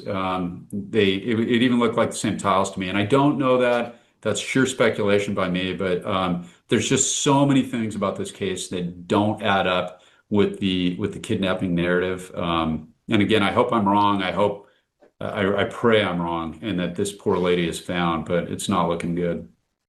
So, I mean, I'm fascinated to hear that there might be some possibility that legislation could come out of this, because I do sense that we're in a new age of these parasites upping their scam game to this kind of thing. It's an unusual circumstance, clearly, with, Savannah being high profile, but it's not the last time a high profile person is going to be a victim of crime. But let's talk a little bit about something that the FBI released yesterday that it took me a little bit to digest it, and I finally sort of figured it out today. One of the images shows the guy not wearing the backpack and not carrying the gun. All the images and the video show this backpack that's overstuffed and a gun that's, very awkwardly placed in the front of his crotch, which is a very strange place to carry a gun in a holster, and a strange holster at that. But then one of the images shows he's got no backpack and no gun. And I am flummoxed, A, by why the FBI would give us that image without any context, and B, what you think that is. Is that prior to the initial walk up with the backpack? Is it after? What are your thoughts about that? Well, look, she's 84 years old. And the thing that struck me first is why is the gun in his waistband? And I mean, that's anybody who's familiar with firearms. It's basically an appendix carry, but that's a good way to blow off a part of your body that you don't want to lose. He's unskilled. He's not a pro. No, so I that struck get. me as either really amateurish or it struck me as something that he wanted the camera potentially to see. It also, to wear a balaclava like that and the gloves, that was also striking to me. But the backpack is what jumped out the most, Ashley, and this is, again, look, before I was in homicide, I spent 4 years in sexual assault, and that's a place where your head can get pretty twisted. There's a thing in law enforcement and murder investigations known as a rape kit, and I'm sure you've heard of that before, yes, where serial rapists will come prepared. They'll have duct tape. They'll have things to bind with. That backpack was stuffed, and I had the same question you did. It's on, it's off. I don't know, and I should probably say that as well. Look, I mean, that's huge, right? That's a huge point this guy's making. Matt Murphy, he's saying the backpack is full, and it could be a grape kit. A grape kit, all right? This guy's talking from years of experience with actual cases in SA. And man, it was mind blowing. You know what I mean? It was mind blowing the way he was saying this. And again, trigger warning, guys. But I'm trying not to interject too much, because I do like to hear it in its entirety, but I have to make commentary for fair use. And man, this expert is going down a very dark place. But this is what's out there in these corners of the human psyche, the darkest of the dark, the evil of the evil. So let me play this. Had cases where like my Tom and Jackie Hawks case out of Newport. I was watching the interview of Skylar De Leon, and the guy was such a good liar. I'm sitting there going, well, I guess I'm doing the loops in my own head going, maybe that kind of makes sense. And the detectives were like, don't be an idiot. It's not real. And they were exactly right. And I mean, I'm kind of embarrassing myself by saying this, but same thing on my Daniel Wozniak case. He set up, that was a guy who murdered his war vet neighbor that's got some media, and then staged that scene, lured another poor innocent young woman named Julie Kibuishi, murdered her, and framed his first murder victim for it to make it look like he'd done it. And I am in there going, okay, well, this is pretty obvious. This is a dispute between the two of them. And again, different police department. The detectives were like, nope, this is not right, and they were absolutely right. So that gut of the police. But in both of those cases, Ashley, one of the things that is very different than this one, those were grizzled, hardcore, multi-year homicide detectives that had been on the job for 10, 15 years, and they'd seen it all. And so they developed that gut. My understanding with the average in the Pima County Homicide Unit is less than 2 years experience. And I'm not criticizing the rank and file police officers at all, because the politics, the exodus, that is not their fault. But experience really does matter. So look, when I saw that backpack, I thought that is a rape kit. And people think, well, she's 84 years old. That's too old. That's not too old. That is not too old. First case I ever worked on as a junior law clerk was a woman named Mary Ward, who was a 79-year-old Jehovah's Witness who was very similar circumstances. This guy broke into her house in the middle of the night, raped her. She went into rape trauma syndrome and died 31 days later. And another But thing. do those kinds of criminals take the person with them typically? That's the thing that is so unusual here. So no, they don't. That was a very good question. He's seen cases where, an elderly woman was SA'd, taken to the hospital. 31 later, she died of trauma. Okay. And Ashley asked a good question. Do they typically take the victim with them? He says no. Let me continue. Usually it's sloppy, it's drunken, it's ham-fisted when they go in. But one of the big red herrings on this case that I think has thrown a lot of the commentators off, and a lot of the commentary I've seen in this has been excellent. Brian Enton, you mentioned, I think has done a phenomenal job. Josh Ritter, phenomenal. Jesse Weber, phenomenal. I've been really impressed with the coverage, and pretty much everybody. But one of the key things here, people have been thrown off a little bit by the idea that her pacemaker was still communicating with her Apple Watch. Pacemakers continue to send that signal even if the person is dead, and as morbid as that is. So that the fact that her pacemaker was still working does not mean that she was alive when she left the house. I pray to God she was, and she still is. But that is, and then I don't know. You have to be able to get creative in situations like this, and that's where experience comes in. And one of the questions that I had right off the bat was, can't they get like a helicopter and have that Apple Watch or her iPhone and fly looking for a connection? Because the pacemaker right now, wherever she is, it is still on and it is still working. Here's another good point he makes about the pacemaker. Listen up, guys. Listen up. Things continue to work until the battery dies. And it's a big deal in funeral homes. Pacemaker was used on a fix. I'm going to rewind it a little bit. Here we go. He's talking about the pacemaker here. Exodus, that is not their fault. But experience really does matter. So look, when I saw that backpack, I thought that is a rape kit. And people think, well, she's 84 years old. That's too old. That's not too old. That is not too old. First case I ever worked on as a junior law clerk was a woman named Mary Ward, who was a 79-year-old Jehovah's Witness who was very similar circumstances. This guy broke into her house in the middle of the night, raped her. She went into rape trauma syndrome and died 31 days later. But do those kinds of criminals take the person with them typically? That's the thing that is so unusual here. So no, they don't. Usually it's sloppy, it's drunken, it's ham-fisted when they go in.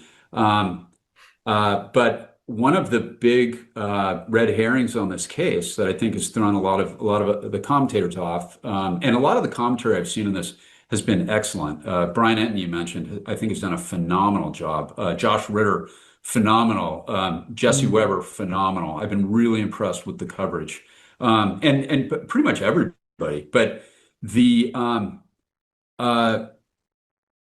one of the key things here, people have been thrown off a little bit by the idea that her pacemaker was still communicating with her Apple Watch. Pacemakers continue to send that signal even if the person is dead, and as morbid as that is. So that the fact that her pacemaker was still working does not mean that she was alive when she left the house. I pray to God she was, and she still is. But that is, and then I don't know. You have to be able to get creative in situations like this, and that's where experience comes in. And one of the questions that I had right off the bat was, can't they get like a helicopter and have that Apple Watch or her iPhone and fly looking for a connection, because the pacemaker right now, wherever she is, it is still on and it is still working. Those things continue to work until the battery dies. And it's a big deal in funeral homes for anybody. And it will still reach out to the iPhone? Yeah, no, I don't know the distance. I don't know how far away. Yeah, see that's such a good insight with the pacemakers. I mean, I didn't know that they were still disconnected if you were unalived because they run off of what battery? I mean, all this information hopefully FBI can follow up on. But yeah, this guy's dropping some knowledge. Let's continue. It has to be, but yeah, it is still her pacemaker is still transmitting a signal. So I don't know if that has to be, if that has to be 3 feet away, or if it's type of thing that it can travel a mile. I don't know the answer to that question, but I do know her pacemaker right now, as we speak, is still zapping away. I never thought of that. If those deputies who are going, or they could be agents. I don't know if they're sheriff or they're FBI. There's both at work. They've been going door to door. They have been walking and wandering and spending a lot of time, on foot in the area. Do you think it's possible they might be doing that? Well, Dan, that's a good point, Marisa. She says, or a drone with the watch might also work. Continue. Well, no, that's what's known as a canvas. And that is something that you always do. Couldn't you have Nancy's phone on you to see if it connects to the pacemaker? I've never had a missing with a pacemaker quite like this. So that could certainly be something that they could do. Maybe you can somehow clone it. I would be very interested in trying to take advantage of that technology. But I don't know the answers to those questions. The FBI certainly would. But with all of the media that's been on this case, Ashley, the one thing I haven't heard of is helicopters. And maybe it just means that I just haven't seen that report. But there's a helicopter. They named it Duke in Orange County. And it's the Regional Air Command there's different cities that contract. It's the police helicopter. And one of the things you get to do as a DA, which is kind of fun, is you get to do ride-alongs in a helicopter. And I did a couple of those, and they have a thing called FLIR that I'm sure you've heard of, and it's called forward-looking infrared, and it's like these war videos that you see. It's the black and white images where they can see a heat signature. And I don't know if they did that or not. In looking through the immediate area, and look, every investigation like this. Matt, here's the problem.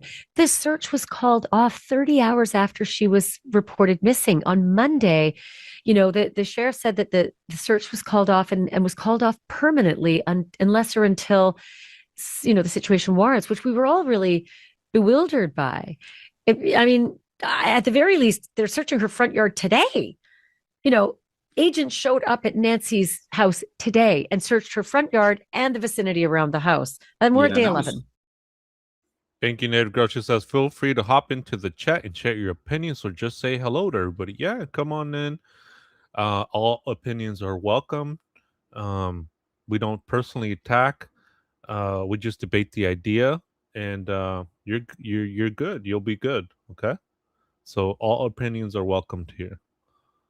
Let me play this again. Thank you, Native Girl. Yeah, and I think that was FBI at her house today, if I'm not mistaken. Right. Yeah. So, and let's not forget. And again, I want to be fair.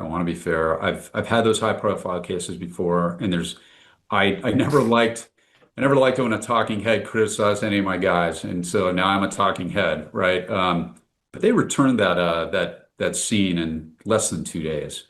And it was 30 hours. I mean, honest to God, it was Monday.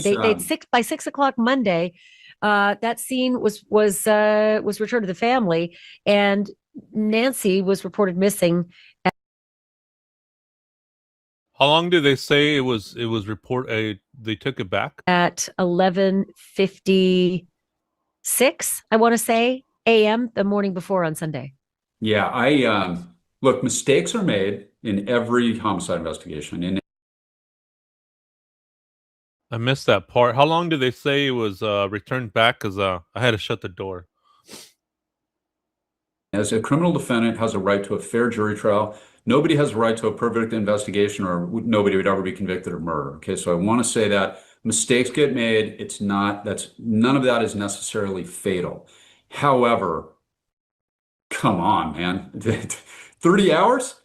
That is insanity in my view. And again, just my opinion here. And I know they went back, but you know, you got, I've had crime scenes, Ashley, where we've processed them 3 or 4 times, where you send, you know, the investigation will develop, and then you send your team back in to swab. Hey, maybe it looks like maybe they stole this, and so you swab areas that you didn't know when you first went in. So you keep the premises for a while, and she went by herself. It's not like there was a family that needed to get inside. This is right, like the Idaho, 1122 King Road was a crime scene for months upon months, right. and even after it wasn't a crime scene, it was walled off, and no one was able to.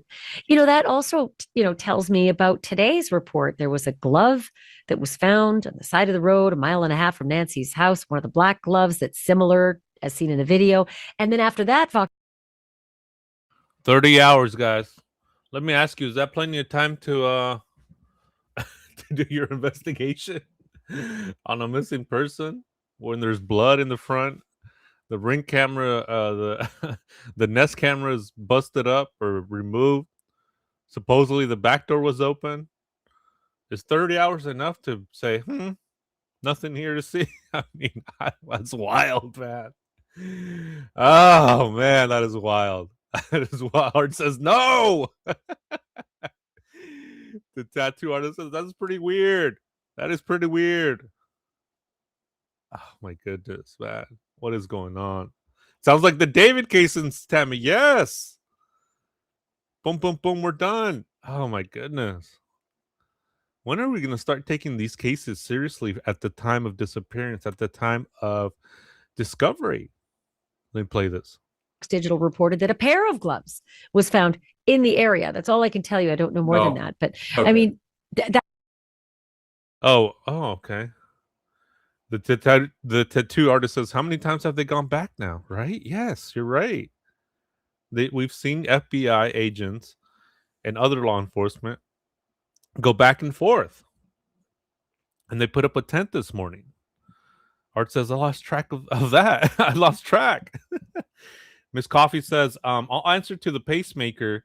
The answer to the pacemaker, it will continue to work. However, the distance between the pacemaker for the device monitor is 30 feet. That's a long, that's far. That's far. Damn, thank you, Miss Coffee Bean. And welcome to the Shark Tank. Welcome. I hope you enjoy your stay here. We have a really good group of people here, real cool people in my chat. And thank you for sharing that. That's really good to know, because 30 feet, that's a long way. So I'm wondering if man, that's interesting. That's interesting. Thank you.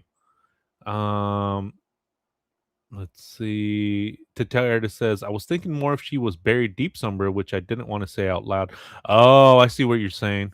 I see what you're saying. Yeah, I got you. Jazzy Jazz says the sharks would have saw this before the cops even saw the dang. Norma says they keep going back. Gold says, thank you, Miss Coffee Bean, for that information. Jazzy Jazz says, yeah, put our boots on the ground, right? Let's continue. That's shocking. I can tell you right now that there's always a glove found, Ashley. Every time you look, there are. There's always when you get into the garden, there are gloves everywhere, and it's a weird feature. There's gardening gloves, there's workers' gloves. You know, I was in Central Park last week. Despite the cold, there's one mitten everywhere you go. There's gloves. Okay, so when I just find it weird that they're finding it 11 days later. That should have been found. I mean, within the first few days. Ideally, also, yeah. they were black. They're black latex kind of gloves. But when you're doing that and you're collecting that information as a prosecutor, when you send people in and you got to search, but that gives me almost like Vietnam flashbacks to all the times we found gloves that weren't related to the case, and then the defense comes in every single time, and it's like, look at the DNA in this glove. It's not my client. This is the real killer. So you're handing nuggets to the defense. It still has to be thoroughly searched. That's something that the lawyers at trial, if they ever get a Yeah. suspect and charge somebody, will have to navigate through. But there's the investigation. It's like the beginning of Law and Order, right? There are two equal parts: the investigation and the prosecution. They got to be mindful of that. And I don't know where the DA for Pima County is. I would expect that he would be up on that stage. I would think. Haven't His seen him. agency or her agency, I don't even know who it is, would be Haven't going to seen be them. responsible for taking that baton and getting justice in the case if they ever get a suspect. And I don't know what's going on with that. Let me ask you something else. I'm super fixated on that Ozark trail hiker backpack, like you mentioned, because now, the whole world has zeroed in on it, and it's something that you can see in a Walmart. But that's all we have in terms of video. And it seems as though they must have a lot more, because they've given us a still shot without the backpack on and without the gun. So it feels like there's a lot more video that we haven't seen. Kash Patel was on Hannity and said, I mean, this stood out to me when Kash Patel said this. We were able to exploit information pursuant to our private sector partner engagement that showed us that there might be persons of interest in and around the area related to this event. Our priority is to find Nancy. And of course, right behind that is to find anyone and any others involved in this. I have the same backpack, that Ozark backpack. It's very economical, very inexpensive, and it's very good. So I do have the same one for my hiking adventures. So I'm not sure how I don't know how they're going to trace that back. I mean, these are sold worldwide. These are sold, I mean, by the thousands. So that'd be interesting, if they could get a break in this lead with the backpack. You can definitely track that down. Turn myself in. That's funny. All right, let's continue. It's kidnapping.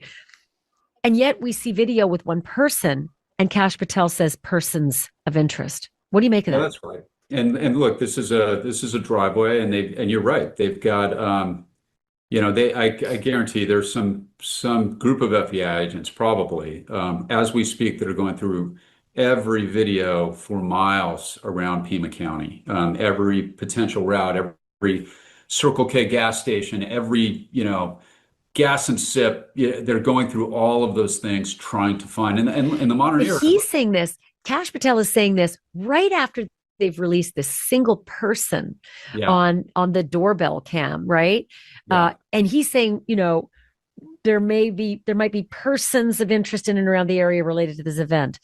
And of course, right behind finding Nancy, our priorities that find anyone and any others involved in this kidnapping. It just sort of stood out to me that he's talking in plural right after they're releasing a video of a singular image.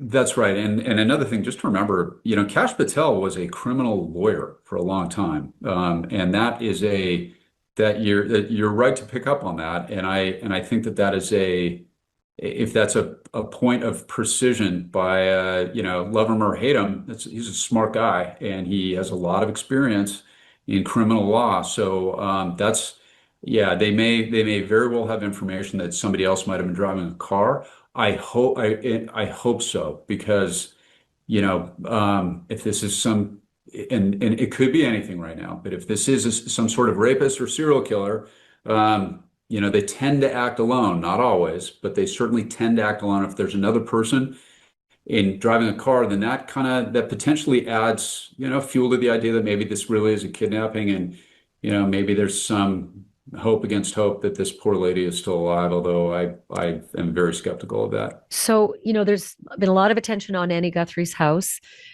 Yet again today, it's hard to describe whether they were agents or whether they were bodyguards. And the reporters who were there could not tell. All they could tell was that these are people who dressed like the FBI, but did not have sidearms, did not have insignia, were in unmarked vehicles, but a vehicle had yellow lights in the grill. These two guys went into Nancy Guthrie's house and then emerged with blue latex gloves on, carrying a white plastic bag and a Whole Foods paper bag, put that into the vehicle, then went to Nancy Guthrie's mailbox and cleared out the mail and then put that into the vehicle and drove off and wouldn't speak to anybody on the premises. What does that say to you? Well, I saw that video too. I mean, they look like cops to me. And that very well could be FBI, it could be another federal agency. You know, the Border Patrol was brought into this right at the very beginning. But look, every case like this, you know, it's a whodunit. It's you know, I mean, first it's a what is it, but I think it's pretty clear, you know, tragically with every second that ticks by on the clock that this is a homicide case. And then it becomes a whodunit, and the way you handle these is you start in the people closest, and you and I have talked about this before in other cases. You start with the people closest and you expand the ring, and you methodically and systematically eliminate every single person in her immediate orbit, then her next immediate orbit, and you go through family, and that's a part of the process. Doesn't mean anybody had anything to do with it, but you have to go through cell phones, look at geolocation, you look at cell phone towers, and it's very labor intensive, but they have the resources now that the FBI is involved, and they're very, very good at that. Then you go to the pool guy and I'm not suggesting anybody. No, but they've said they've taken the DNA from all contractors and people. Yeah, that's who right. worked for Every her. contractor, every gardener in the area, not just her house, but the neighbors, the pool guys, the neighbors' pool guys, the roof guys. You do that, and you systematically and very carefully, methodically eliminate everybody you can, and you just keep broadening the circle, right? The way you prosecute these cases in court, you do the same thing, but in reverse. You know, when it's a whodunit, you start out with the population of the earth, and we can eliminate, okay, it's everybody's a suspect. Okay, we can eliminate everybody who wasn't in the state of Arizona. And then we can eliminate everybody who wasn't in Tucson. Then we can eliminate everybody who has no apparent connection or knowledge of this woman. And that's, you know, I've prosecuted cases that way before, and that's how you do it. And I think that they're methodically going through that. So whoever those guys were, and look, I didn't notice that it was a Whole Foods bag, but you know, the plastic evidence bags that we see on TV are a little misleading. Paper, for whatever reason, when it's breathable, it is more forensically sound a lot of times to put biological evidence in paper bags for proper testing than plastic. So that you know, that struck me when I saw the paper bag in that video, that was just kind of your typical evidence collection. No, it's Whole Foods, but you know, you never know whether it was a bag that existed in the house as. Cindy says, so low budget, $22 for the gloves, $22 for the mask, the backpack, camouflage, cilantro was free. Got it, she says. Yeah.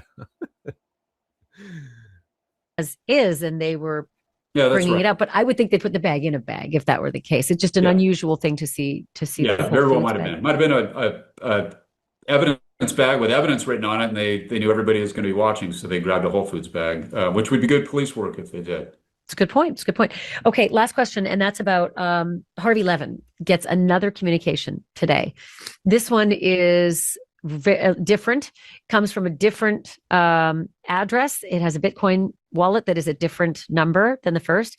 And this person is asking something totally different, suggesting that they know the whereabouts of Nancy and that they're prepared to give that information for one Bitcoin, which is around $66,000.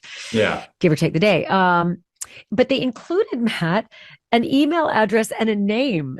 So when will we be seeing that person in cuffs? You know, that's somebody that that's a door I'd like to see kicked down, actually, because I'm pretty sure that wherever that person lives, this poor woman is not inside that house. Yeah, that's just, for lack of a better term, that's just awful, right? That's another person who's attempting to profit from the grief of these people. And if that's real, if they actually did have evidence, you don't have an obligation, believe it or not, if you have information, to cooperate. But as soon as you do something like that, you are now directly interfering, because they have to go interview you, and that is a crime. If you what's that? Tell me, what is that crime? Is that interference with an investigation? It's obstruction of justice. That it's obstruction of justice. If you don't have that, if you don't have information like that, and now you are asking for money in exchange for information, they have to devote resources to that. They're going to have to. Yeah, that's a good point, right? You're like, you're taking away from the investigation. And if you do have information, you're just extorting to try to get Bitcoin, to try to get money. I mean, just pieces of S out there trying to make a buck out of people's situation. It's just unbelievable, man. The length some of these people go to scam other people in time of grief, in time of need. You know, should be shot, in my opinion. You should be shot for scamming people. Vote officers are going to have to track you down. That is invaluable time, energy, and resources devoted to your greed and your attempt to profit from the most apoplectic grief that another human being could ever experience. You're not a human if you do that, and you deserve to be hammered. Just me, my opinion here alone. No, I've said it too. Fullest extent of the law. I think 20 years wouldn't be enough for someone like that who puts somebody through that kind of pain and trauma. I want to ask you this. You know, a lot of people who are watching the case who don't work in the business that you work in or that I work in have said, well, this is stalling. We're only on day 11. I mean, you've worked cold cases for years. I've seen cold cases solved after 30 years. I certainly don't think 11 days is very long, not for a case like this. I wanted to get your thoughts about those who think that, well, we don't have anybody yet, and we don't seem to have any announcements or any news conferences. They must be going nowhere. I put this in my book. I was in the cold case unit for about 15 of my 17 years. I was one of the deputies who was assigned to the cold case unit. When I brought in a call case, we were prosecuting murders from the mid 70s, Ashley. I worked on a case from 1968.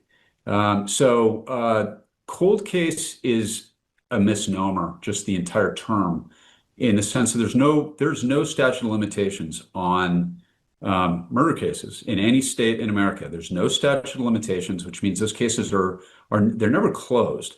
They're always active. Now, again, want to be fair here, but as not flash as they would say, I think the sheriff has been and the mistakes that he's made.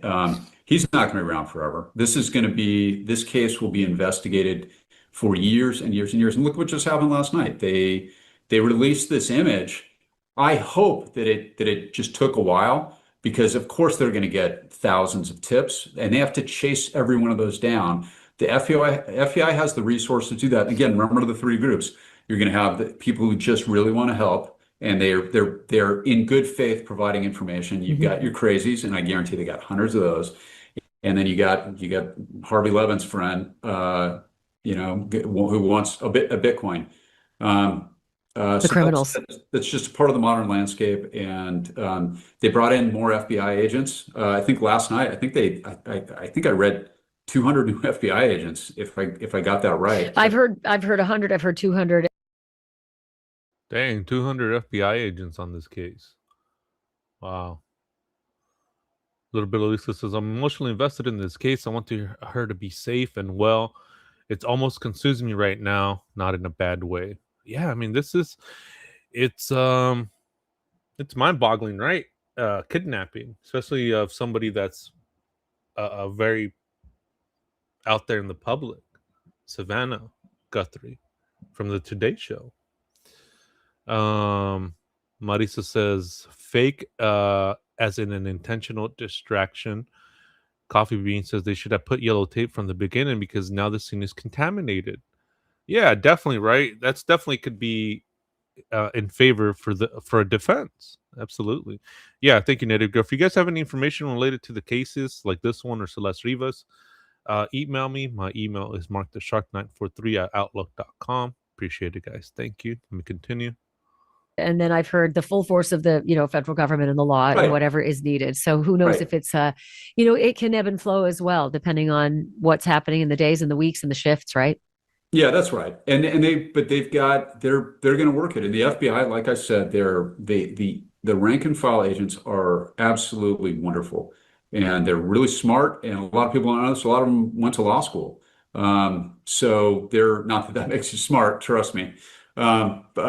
Makes you smarter, I'll tell you that much. Well, it means at least you have the academic discipline to stay in school for 7 years. So and pass the bar. they are in my opinion, they're some of the best law enforcement that exists. They're smart, they're dedicated, they're tireless.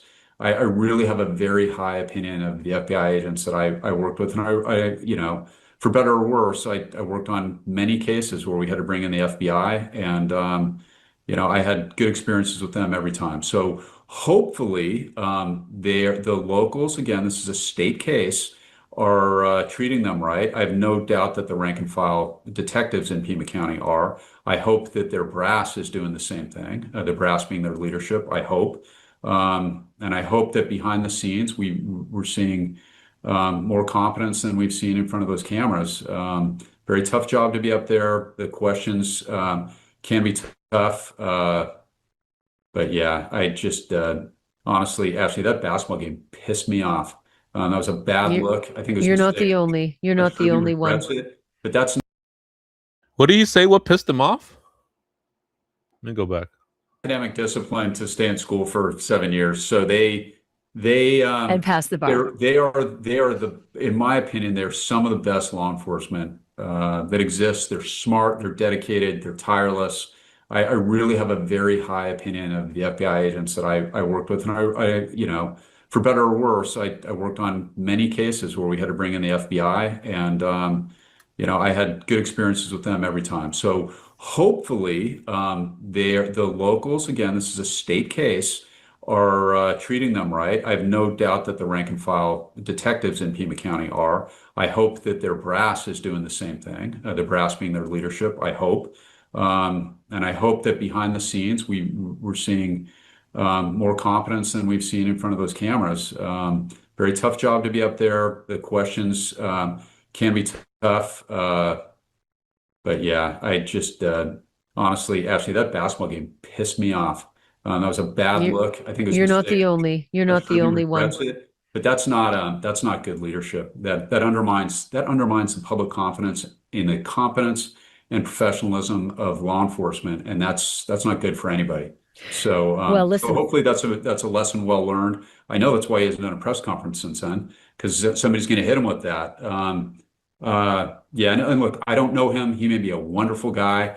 As you know, I defend police officers professionally now. A large part of my practice is defending police officers. So I've got a soft spot for cops that make mistakes and get in trouble. But come on, dude. The whole country is losing sleep over this. And well, hope game's entertainment.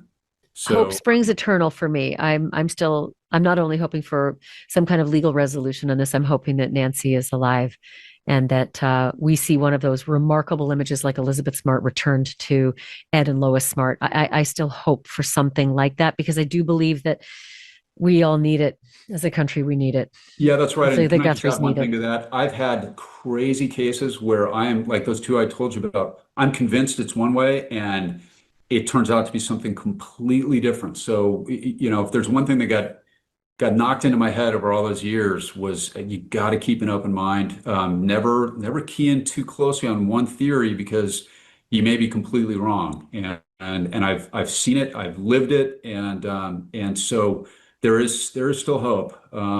I'm skeptical, but I'm as jaded as they come. And who knows if that was the case early on with the news that I got. They were keyed in, and maybe that's changing. So far, It hasn't. My source hasn't said anything different. Otherwise, who knows? But we're certainly seeing this investigation going in a lot of different, directions. Matt, I can't tell you how much I appreciate your wisdom, and that you're just so magnanimous with your time and your anytime for you. Anytime and your for you. help. I love the show. Love your fan base too. Everybody has been all of your followers. Like, everybody's hit me up on Instagram has been really nice on the different appearances. So I'm so glad. Me as a resource. Unfortunately, my opinions and my thoughts may be worth every penny you pay for it, which is nothing. Yeah, and look, like I said, I hope I'm wrong about everything on this one. So Always love talking to you. Thanks, Matt. thank you so much. Okay. Yeah, that was a great interview. All right, great interview. Man, Yeah, Native Girl, absolutely. She says tunnel vision in crime is not an asset. And you have to see it and you see it all of the time. Yeah, so this was refreshing to hear from actual retired law enforcement, Matt Murphy, and he came out with this profound ASA motive for the perp, because of the backpack, because of certain factors that he saw in the video that made him believe that that's what it was. So that was freaking interesting. Okay. And Ashley Banfield asked him a good question and asked him, well, do these perps take the body, the person, the victim with them? He says, no, you don't typically see that. So we might be dealing with something rare, something never before seen, something that's just, uh, I don't know, man. I mean, I don't know how to explain it. Like we might be seeing um, some deviant here, some deviant. Okay.